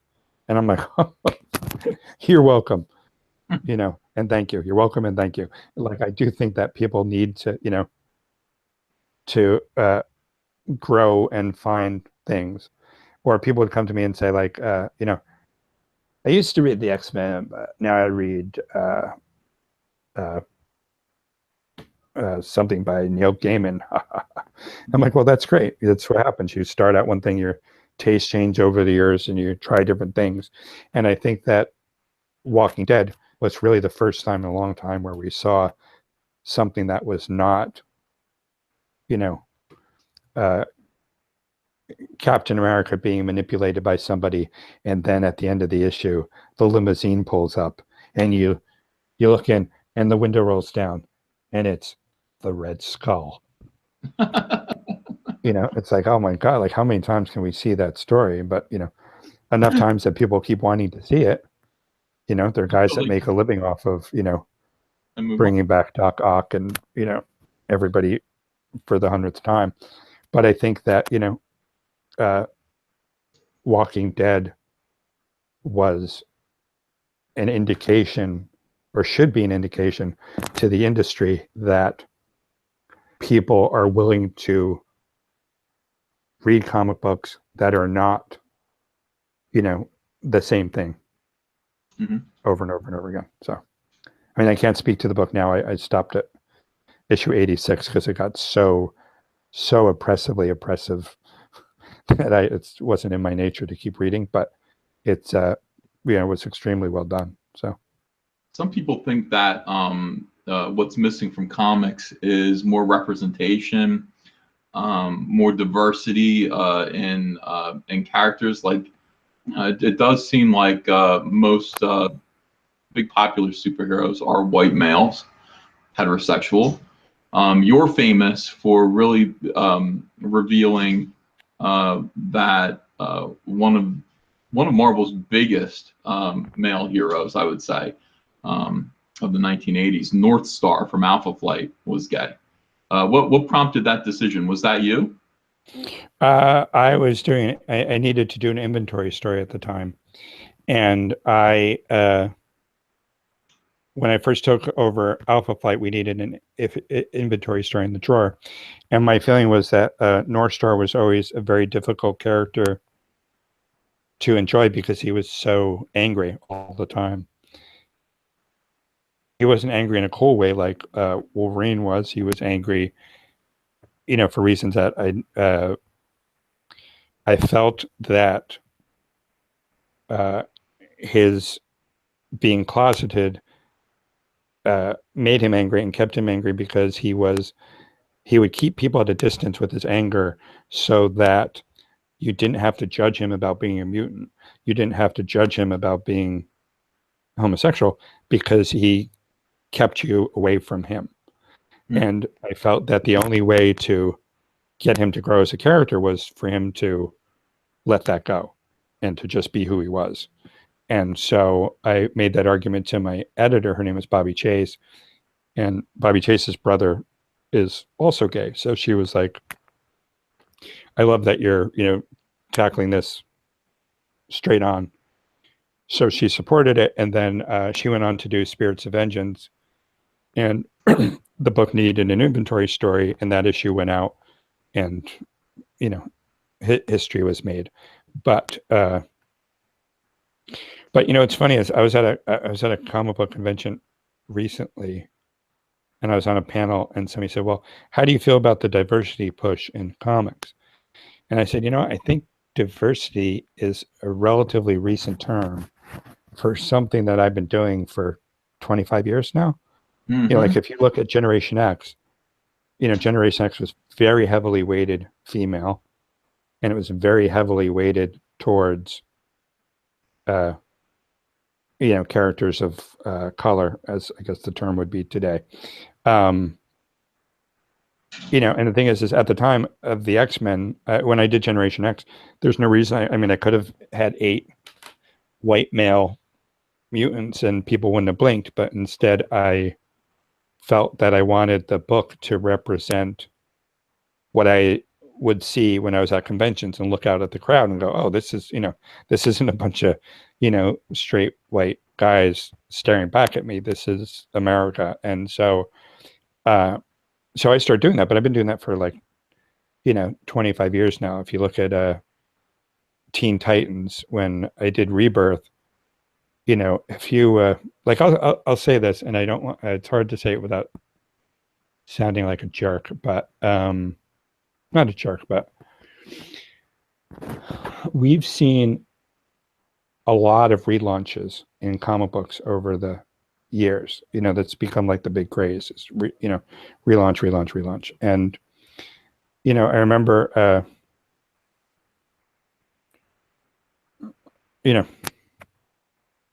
I'll just say this is that I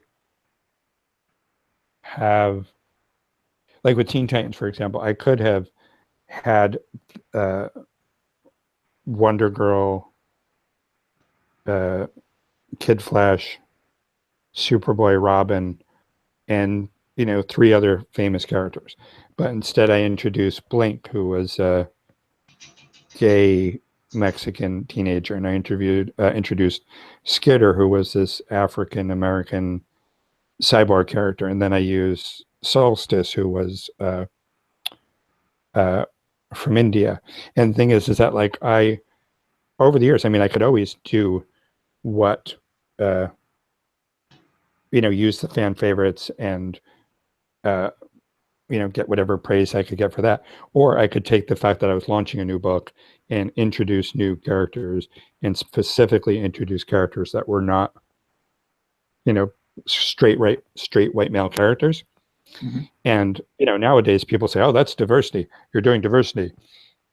I guess if that's the word for what I've been doing since Generation X and even before that, then okay, that's a word, but it's not it's a new word for an old phenomenon, I think. The way I listened to you talk about this, it wasn't particularly important to you that there be a gay male character on Alpha Flight, was it? It was just that you decided to, you with some interest in psychology, kind of lived with this character in your head for a little while because you were writing a story. You thought about him intensely, and you, not because there needed to be a gay character, but because this character was gay from your assessment. Yeah. So it was necessary for you to write a story, and maybe you would get some negative feedback, maybe you would get some plaudits. It would be controversial in either way, but it didn't matter because it was true to the story. North Star was gay, and he always was, and putting it out there like that was your job. Mm-hmm. Am I right or wrong? Is that kind of how you see it? Yeah, I didn't, I did not. There's a funny story about, I talked about Isaac Asimov. Yeah, there's a time when you could get Stanley on the phone. you know, now everybody has publicists and blah, blah, blah, blah, blah, even, you know, comic book people. But I heard a story where that morning when it came out and it hit the press and it was in the New York Times and everything, and like Marvel called me up, the public relations people were like, don't do any interviews, don't say anything to anybody. I'm like, okay. But what happened is they called Stan Lee up in LA, you know, which is a few hours later. And it's just like, you know, Stan, as you can see by his cameos, loves to, you know, the spotlight. So they called him up. He's like, yeah, what can I do for you? And they're like, yeah, how do you feel about one of your characters being gay? And he's like, let me call you back. You know, so like to him, I mean, it was just kind of funny because it was, you know, none of us were expecting it to be a big deal. And so when it was a big deal, it was, you know, it was funny because, you know, we were just putting out this next issue of the comic book and, you know, it became a big deal, but it wasn't, you know. Was it more of a but I love the fact that Stan was, you know, taken unaware, like, what? So. Did Stan ever put out a statement about it? Like, oh yeah, I'm sure he did. I mean, like probably hours later, it was just, you know, like literally, you know, you just, you know, usually when he gets a call, it's like, you know, Spider-Man is going to be at the World Series. What do you think? Oh, I love Spider-Man. He's going to be great at the World Series. You know, he's not his place to, you know, not really what he's right. You know, but so making North Star gay or writing this, you didn't make him gay. He was gay. So writing this, well, we would be gay from now on. Now hold on a second, because there's another character on the X-Men, Iceman, who came out as gay recently, and honestly, you know, do me a favor, bring everybody up to speed on that. I'm gonna run to the bathroom real quick. Okay.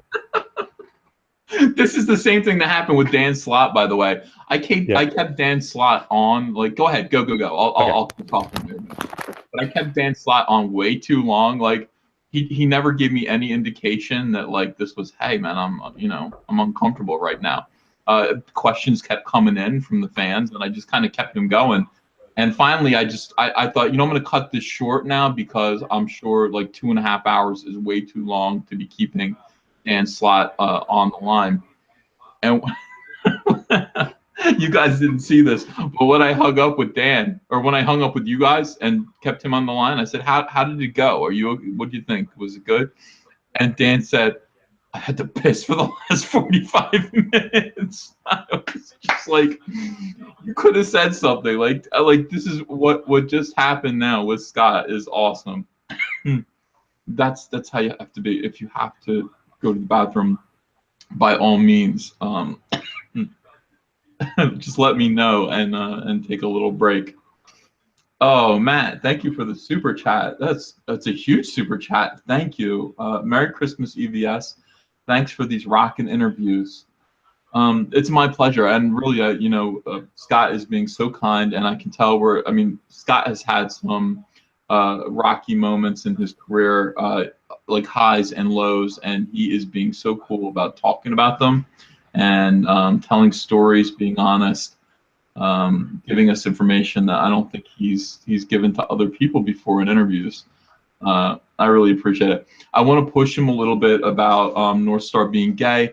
I want to see if his feeling is that it was more of a good thing publicity-wise, or did he feel a little bit of like pushback from fans, or you know how he felt about it, and if it was a good thing, was that incentive for other creators to be more kind of less obvious and perhaps, let me use their own word, more problematic diversity situations with characters where, you know, they might not be, it might not be appropriate. Hi, Scott's back. Hi. Yay. How come you're not showing up on the screen? Talk again. La la la la. Here you are. Okay, good.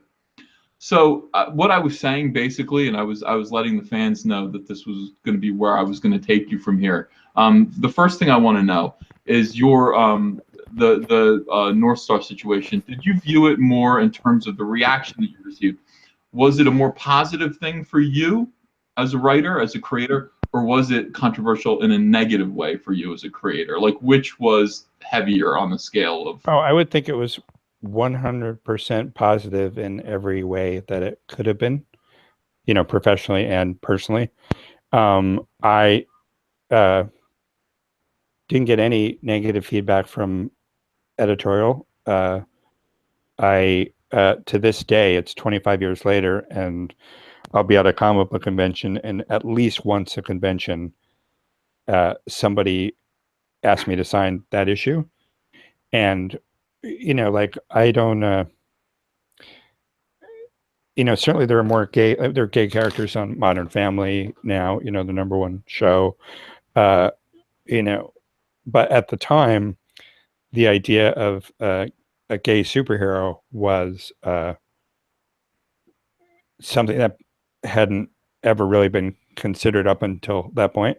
So when people come up to me and ask me to sign that comic book, it almost always comes with a story about how, you know, they had been younger and closeted and had no way of,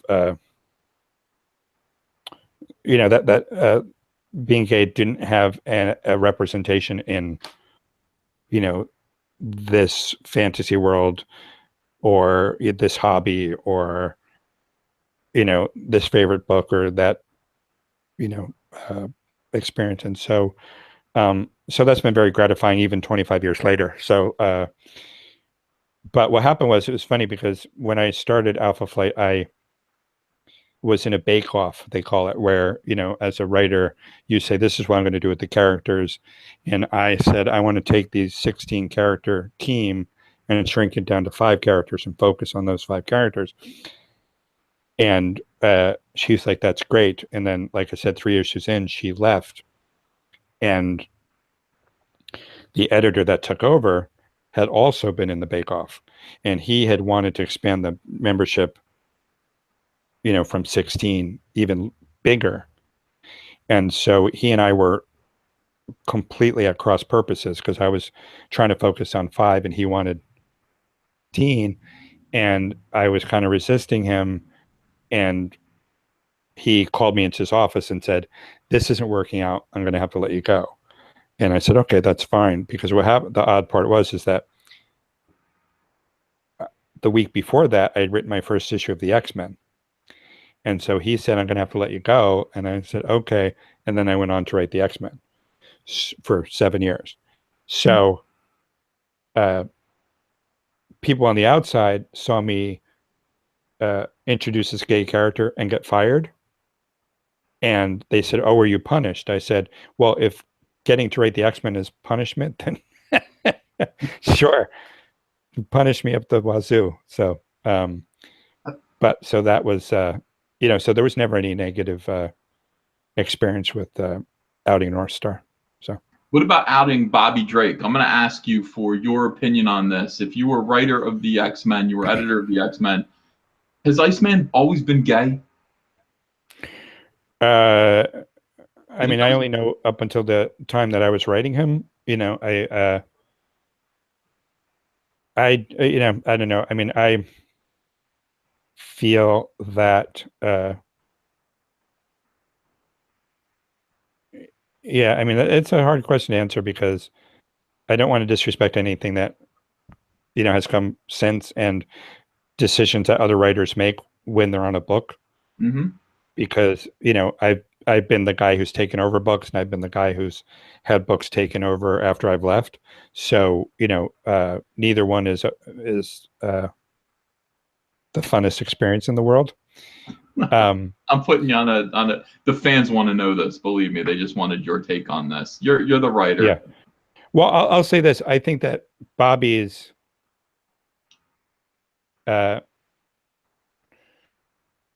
conflicts worked better as a metaphor than as a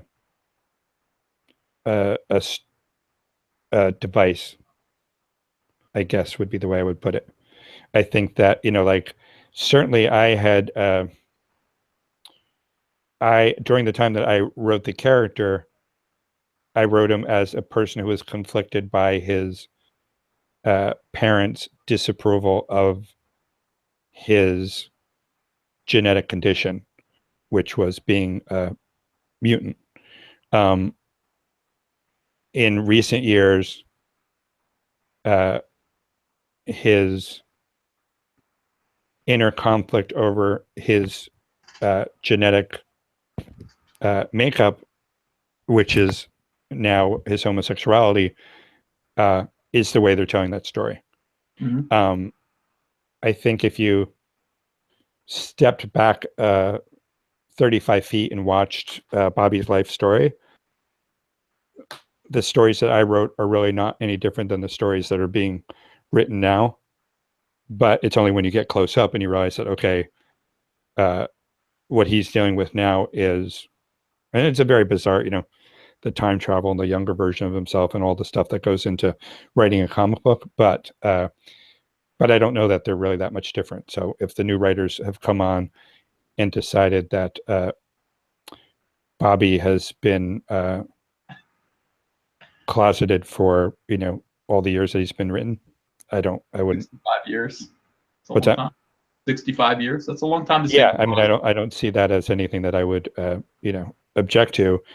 But I do think, like I say, that for me, when I was writing it, the story worked better as a metaphor.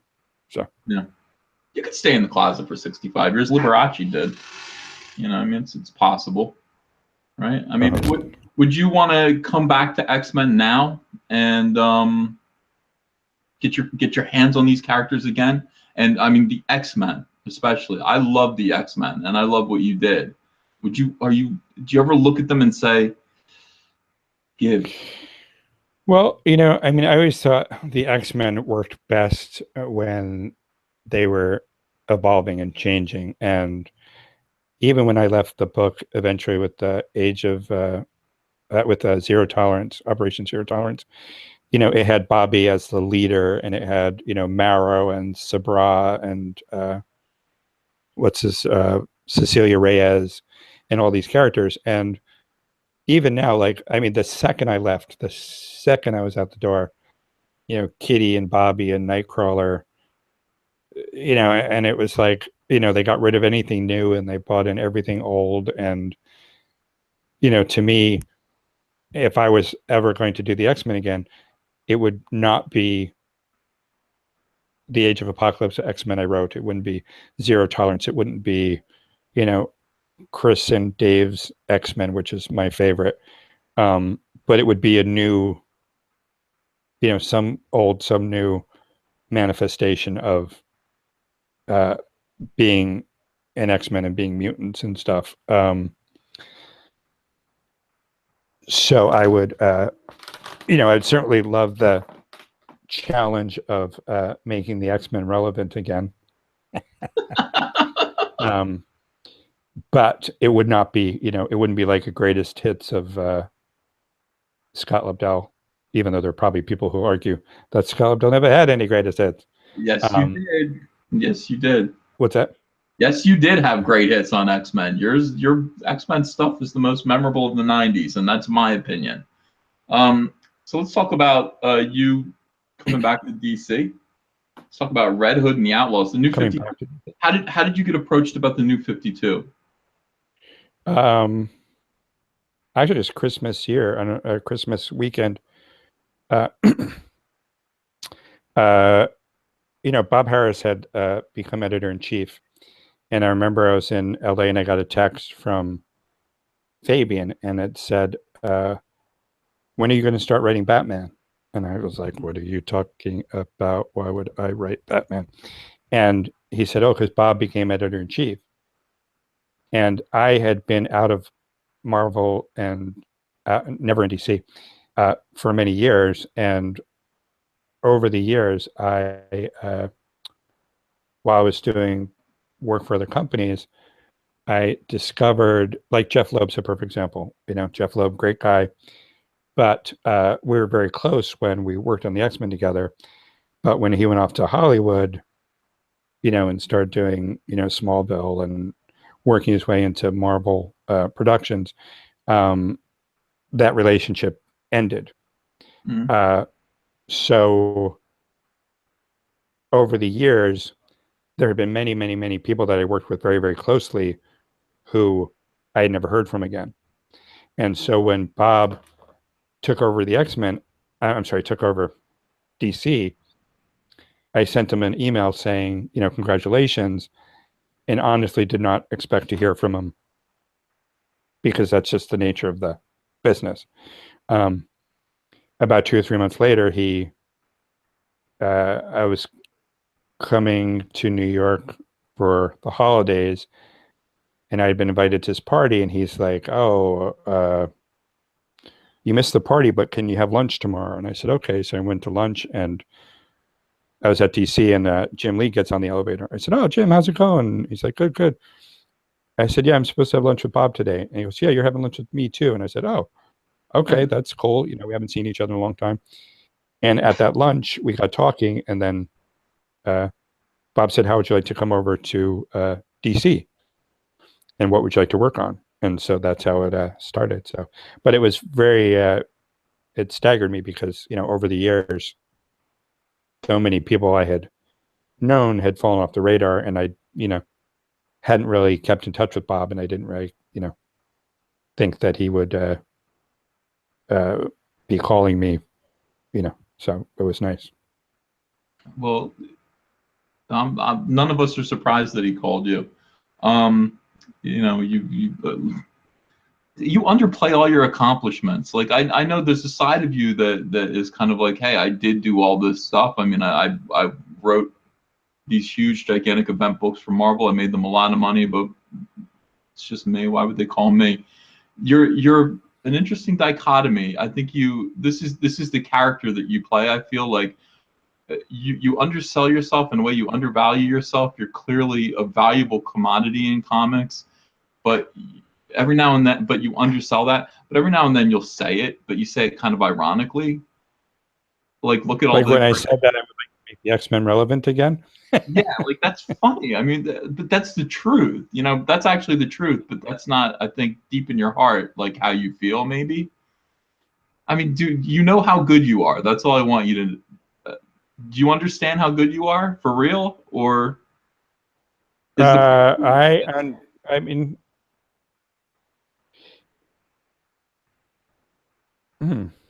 I don't know. I mean, I don't know. I don't know. I mean, I have done things, and I do.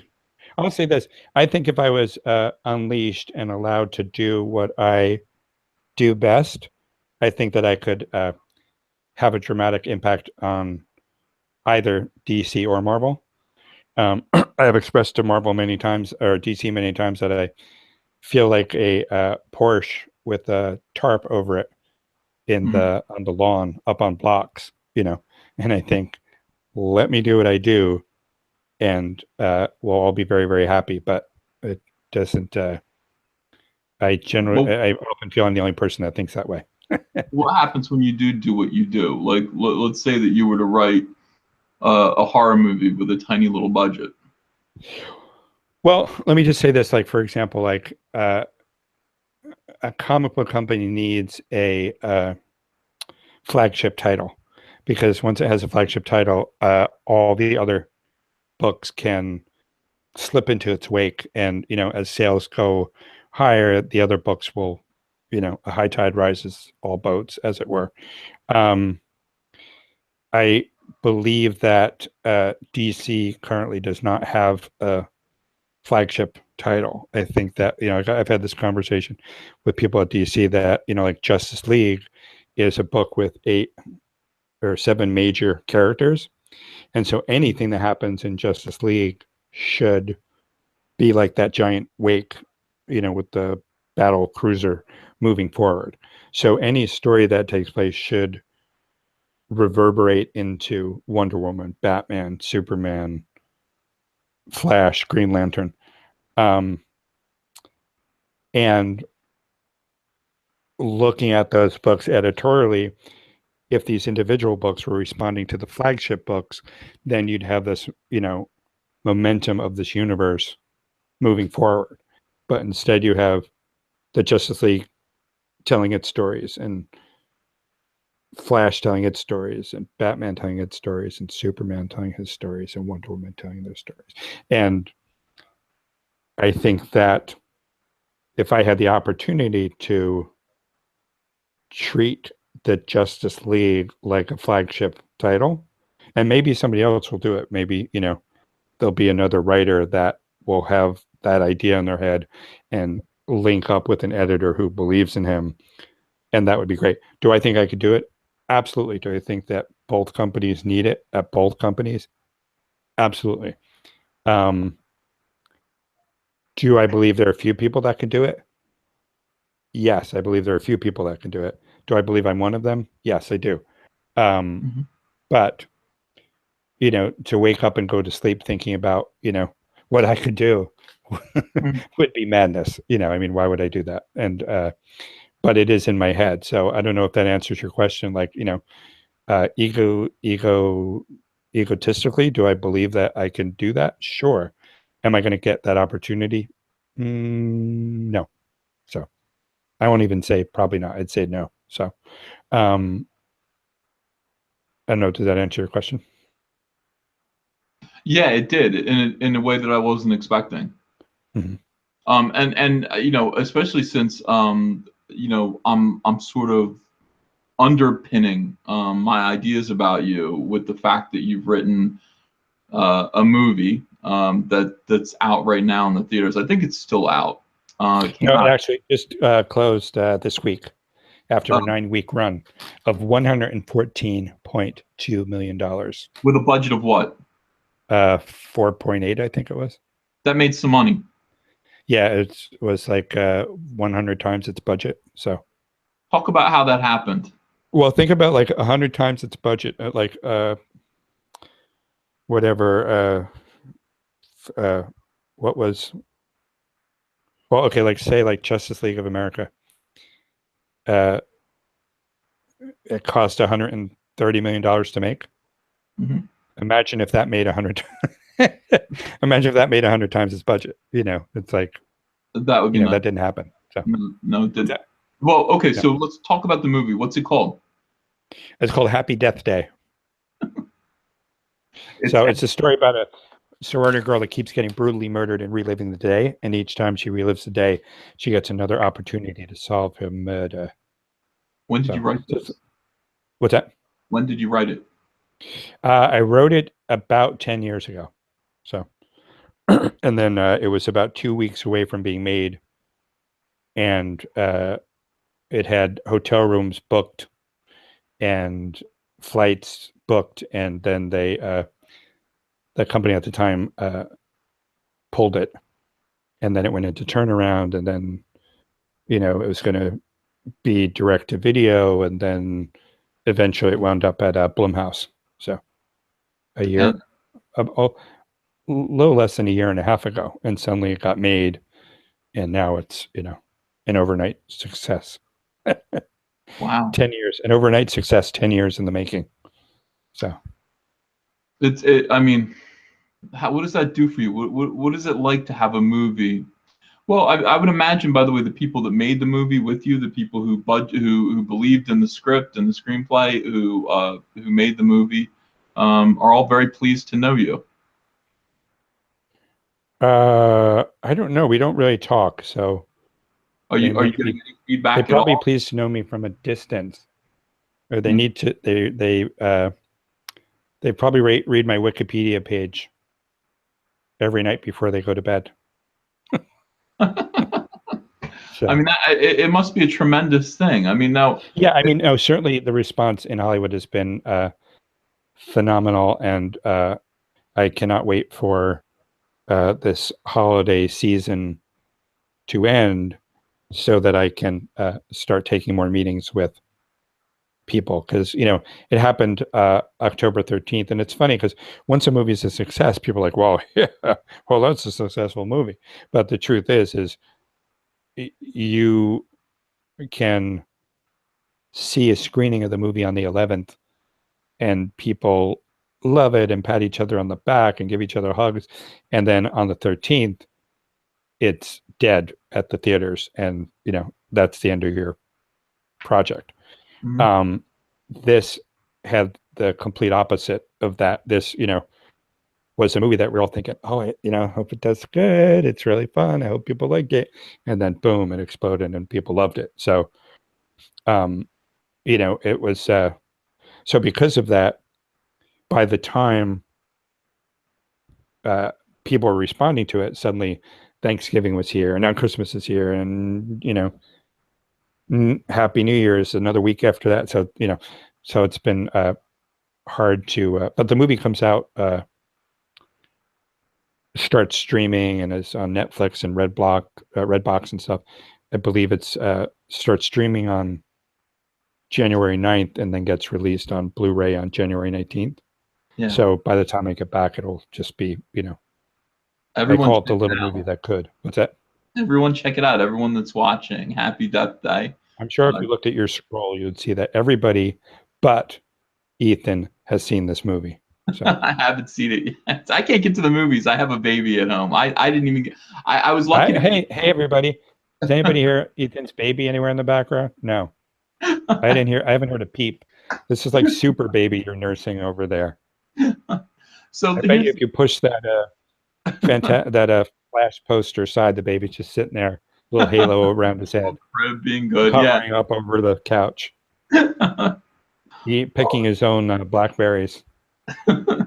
See, you can do great things. You can make a movie. You can write a script for a movie that is so good and so enjoyable and so entertaining and so respectful of a producer's pocketbook, that you can turn a profit 100 times over.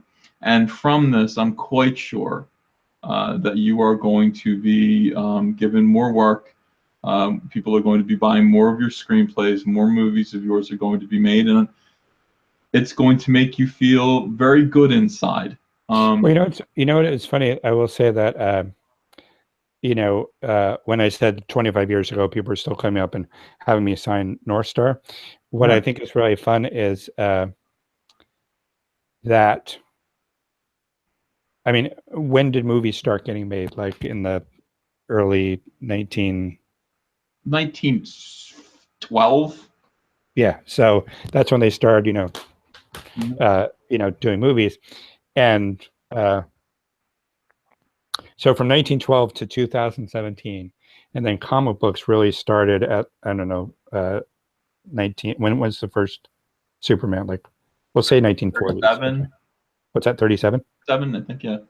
Okay, so since the time movies started and since the time comic books started, there's never been a comic book writer who sat down to an empty blank screen on a computer and started writing and got a movie made and the movie becomes a worldwide success. It's never happened.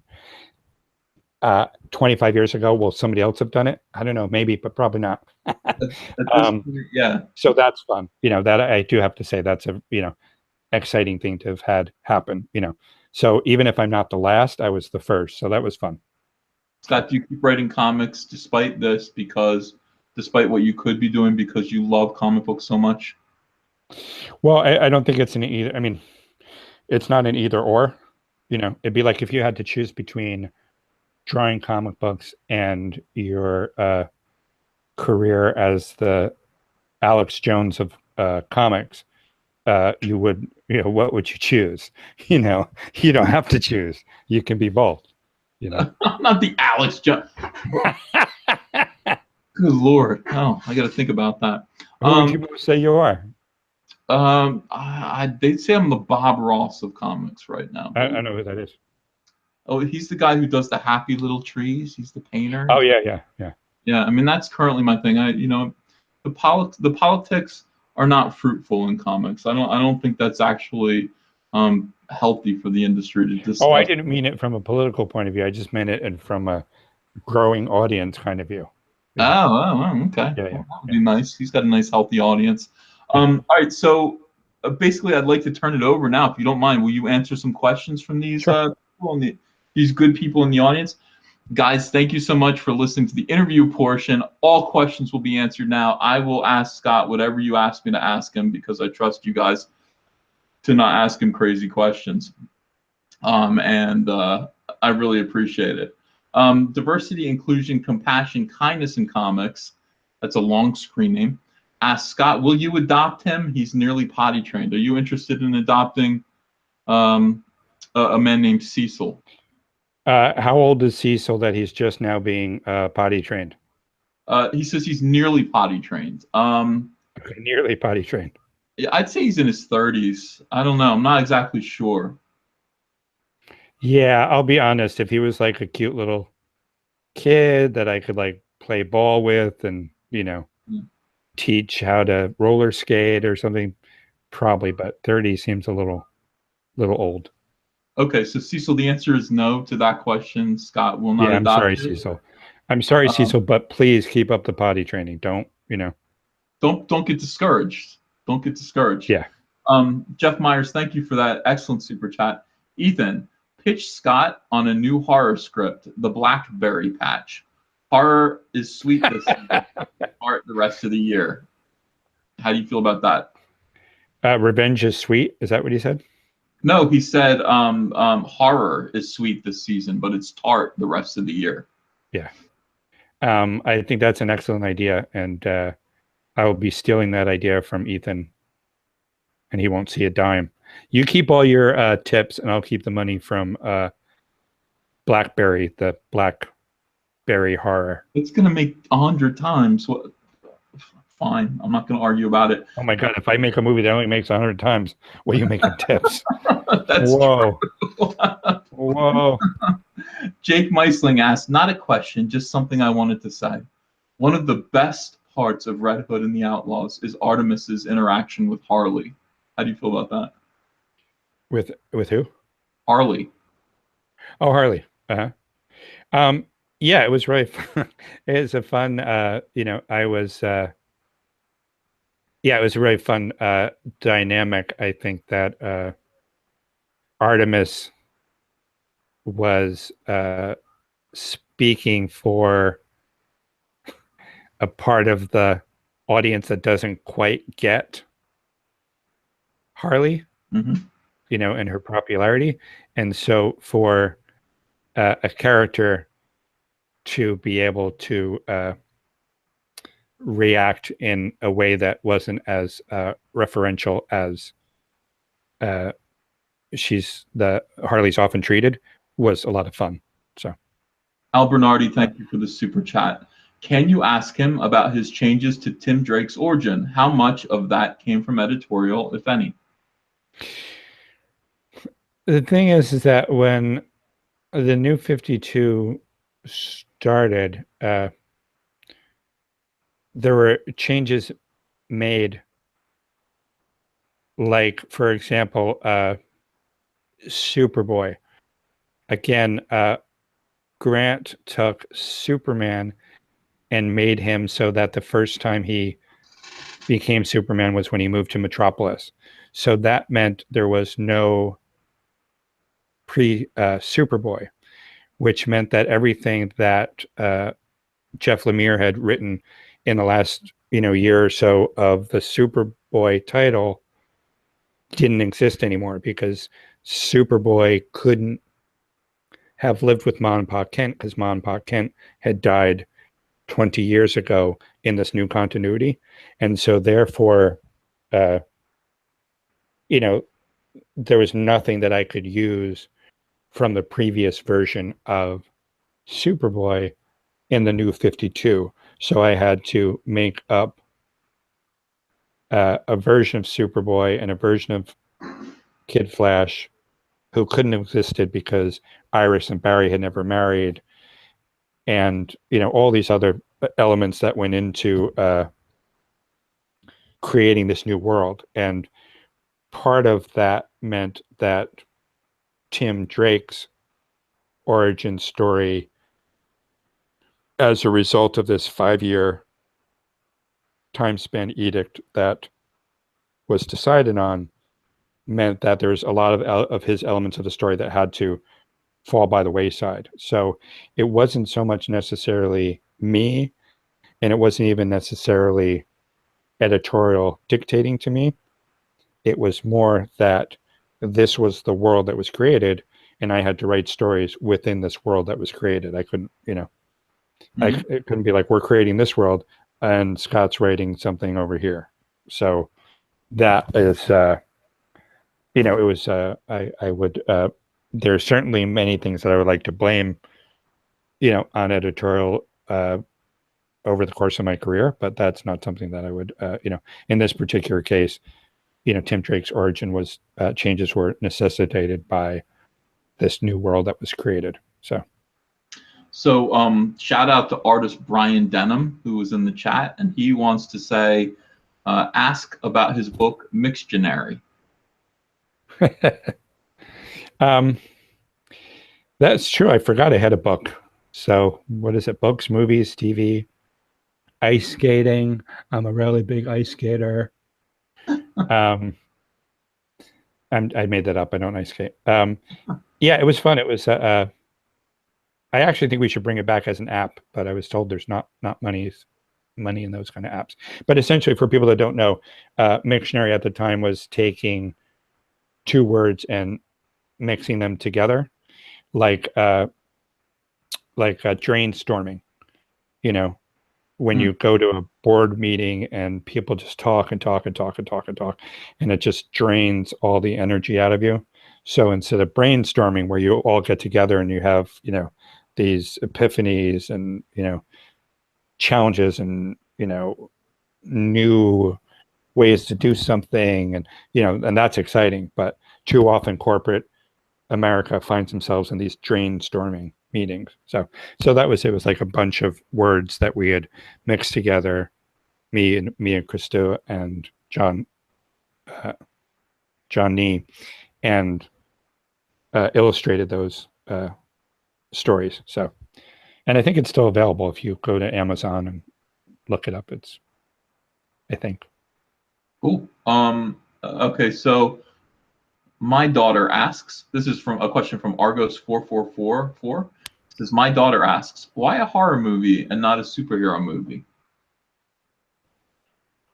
Well, everyone has to start somewhere. Is that what you think? Is the horror movies kind of like an entry-level genre? I mean, traditionally horror movies have been thought of as low budget and then high return. I mean, that's, ask those directors of the 1950s with their low budget UFO movies and giant monster movies. Mm-hmm. Is that your thought? I mean, yeah, but look at James Wan, who does Saw and then does Fast and Furious franchises. So like I say, everybody starts somewhere. No, but I certainly will be doing a superhero movie in the very near future. So, would you have liked to have taken a crack at Justice League? No, that wouldn't have. I mean, if anything, I'd like to do something like The Creeper. Mm-hmm. I think you could do like a really cool, the same way that Fox took. Fox said, okay, we have this X-Men franchise. It's doing well. We put out a blockbuster every few years. Let's take a flyer on Deadpool and create something that hasn't been seen before in the comic book, in any comic book that I'm aware of, comic book movies. So hold on with that. What about Man of the House? I know. My mother is telling me that you haven't mentioned Man of the House, which you probably don't know about. Was a movie that I wrote about 10 years ago for Tommy Lee Jones. So where it was Tommy Lee Jones and the squad of cheerleaders, and the cheerleaders witnessed a murder, and Tommy Lee Jones had to move in with them to keep them safe. So that was an action comedy, which was a $20 million budget. So no, $35 million. So, have you had made? It was made, yes.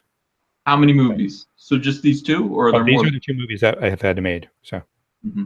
What are you working on now with DC? Can you list everything and what's coming up? Red Hood and the Outlaws. Red Hood and the Outlaws. Do you have? Is there something? Done.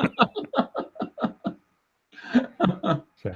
Are you a dog person or a cat? Oh, let me just say that that was the thing. Is like I said, like to me, the idea is okay. They have this master plan for all the DC movies, Yeah. but I think the idea of taking a waiver on a creeper movie would be fun. That's that, you know, when I think of writing comic book franchises, I don't think about writing an X-Men movie. I think about writing a Marrow movie, you know, or if I think about writing a DC movie, I'm not, I don't have any interest in writing, you know, Flash or Cyborg, Why? although I think I could. But I think what to me, what I find interesting This is, I'm telling you, you undervalue yourself. That is, well, no, I don't say, I don't think I don't, it's not that I don't think I couldn't do a good job. It's just not where my interest lies, you know? So my interest lies in taking, you know, like doing a creeper movie and making people go, I like, who the hell is a creeper? Who thought that was a good idea? Oh my God, it's amazing. You know, that's what I would find interesting. wow. Okay. Who would you cast as the creeper, people are saying? Oh, Ethan. Me. That'd be my, You know, in fact, if you, well, actually, like, I'm not wearing my glasses now because I wanted to look handsome. So all I see is your face with this wild, wild red hair behind it. So that's really, yeah. in my head, that's what I've been thinking about this whole time.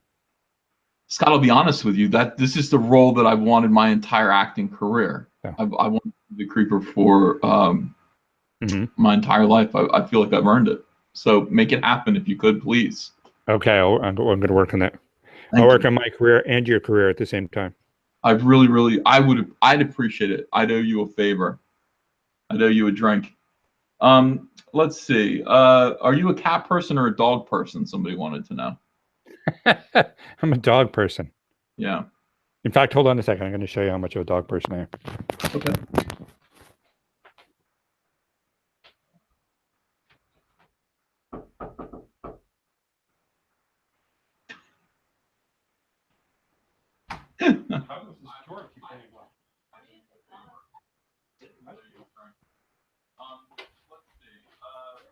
Your questions are hilarious, guys. I'm dying.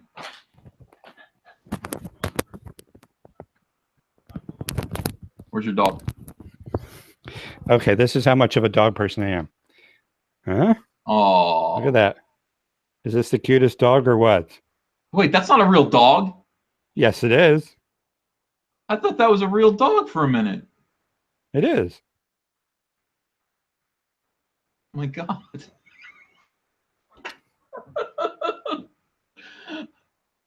Hey, are you a real dog?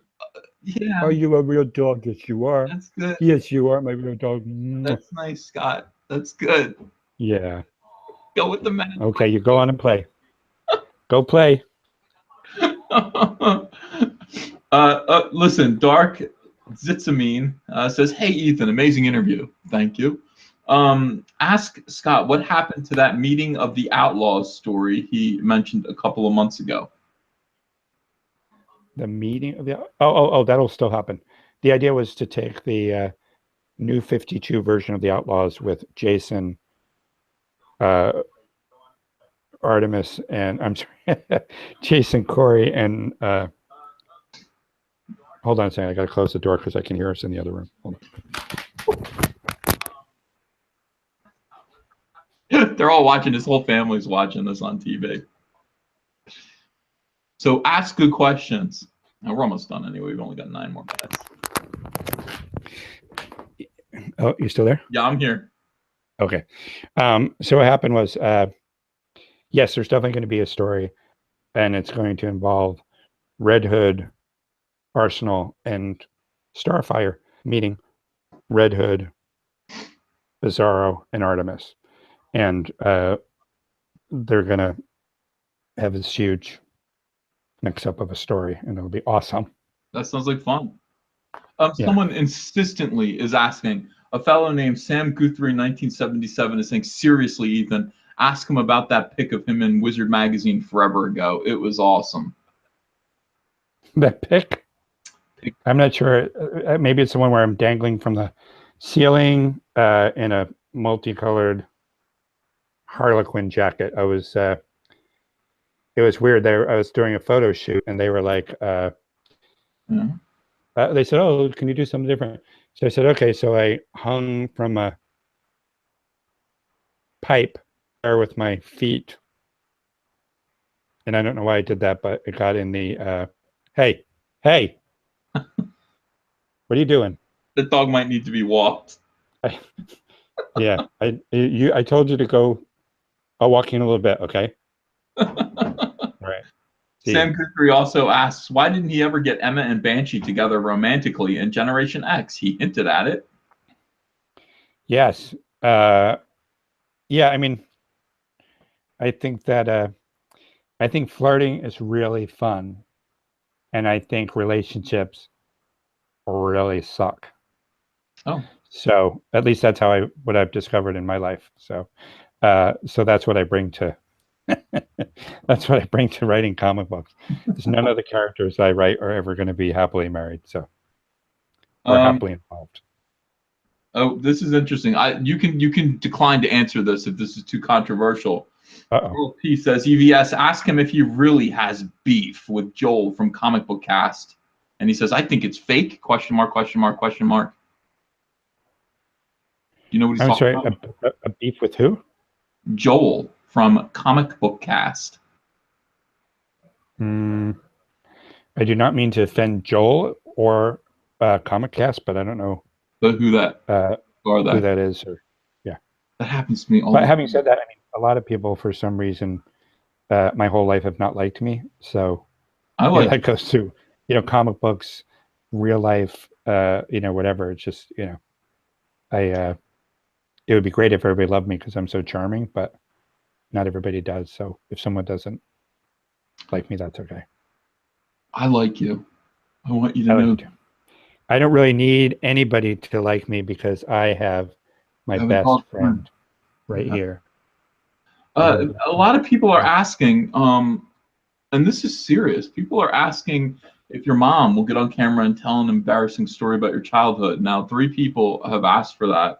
They want to meet your mother, and they want to hear the dirt about when you were a kid. Well, talk to her directly, and you talk to her, Ethan, and you talk to her directly, and maybe she'll come and tell you a story. Yeah, Scott's mom, Mrs. Lobdell. Mrs. Lobdell. I like Scott's mom. I think that's funny. I'll get a chair here. Hold on a second, in case she does decide to come out. She might not. She might not. She might not. If you'd like to, Mrs. Lobdell, if you'd like to tell a story that will humiliate your son to a large audience of people, they'd appreciate it. I'd appreciate it. It would be good for my YouTube channel. And I will say I can't imagine any story that would actually humiliate me. I am so without shame. Let's better see. or worst. Let's leave the challenge up to her. And does she look like she wants to come out? I don't know. You're a few seconds. There's a few seconds delay. Yeah. Delay. Yeah. So she's probably just getting this Ethan challenge right now. Meanwhile, here's what people are saying: EVS and Scott are a better love story than Twilight. Scott is a nice dude. Mrs. Lobdell, save yourself, run now. I want to hear about some adolescent hijinks. There is a guy dressed like Tom Brevoort with a wig who wants to know if you find him attractive. If you love EVS, I find the wig attractive. If you love EVS, you love your mom. That's right. This is all. True. Here she is. Here she is, ladies and gentlemen. Here, you take that seat so that you're not blurred by the lights. Jesse, and thank you for the super chat. I like both you guys, EVS and Scott. Thank you. I'd like you to throw that into your earpiece so that you have that. Hi, Mrs. Lobdell. Oh, can she hear me yet? Okay. I can't hear. He's not talking yet. Ethan, say something so she can. How are you? Hi, good. So, what was Scott like as a boy? Scott was a wonderful boy. The one story, though, that he told about the bicycle accident, that was kind of the worst thing that could have happened. I was not home at the time. Scott's one of 7 children. So they were all home. And when I got home from the store, my older sons were waiting for me. And it said, Mom, don't get upset, but. And I look over and see the bike smashed to smithereens. Oh, no. and don't see Scott or my daughter Jody. Now I go up on my bed and they're there bleeding and Oh. and I said, whatever possessed you to get on the bike with Scott? Scott couldn't even ride a tricycle, let alone a two-wheel bike with his sister on it. So that was kind of the worst thing that could happen. And now I'm visiting her in Florida, and to this day, I can't drive her car, and I'm sure it's because of the bicycle accident. We never talked about it, but that's probably where that I comes do from. let him ride the bike, though, when he's here. Yeah, by myself. But don't get on it with him. You No, can't- definitely No. not. I know better than that. I just want to wish you guys Merry Christmas. The whole chat right now is going crazy saying Merry Christmas, Lobdells. Everyone is so happy to meet Oh. you. They're calling you Mama Lobdell. And Merry Mama Lobdell, wow. Yeah, and they're saying Mrs. Lobdell oozes good mom. So they love you very much.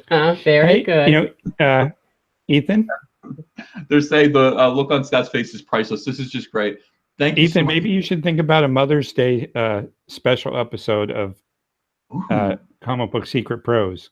And then just actually get everyone on with their mom. That's a really good idea. Yeah, it started here, remember. Yeah, it started here. Well, it was nice meeting you, Ethan. It was great. Merry Christmas. Thank you Merry so much. Christmas. Merry Christmas. This has been, I've kept you on for 2.5 hours now. This has been Has it really been that long? Wow. It didn't seem like it, right? No, it went by like, okay. That's a good thing. That's what we strive for. We want to make this fun and easy. And the chat has always pretty much remained the same amount of people in here, so that's good as well. They were entertained. Scott, All right, well, Merry Christmas. thank you so much. Thank you to everybody who joined. Thank you for the super chats. This chat will be posted and available to rewatch in about 30 minutes. Please hit like. Merry Christmas. Merry Christmas.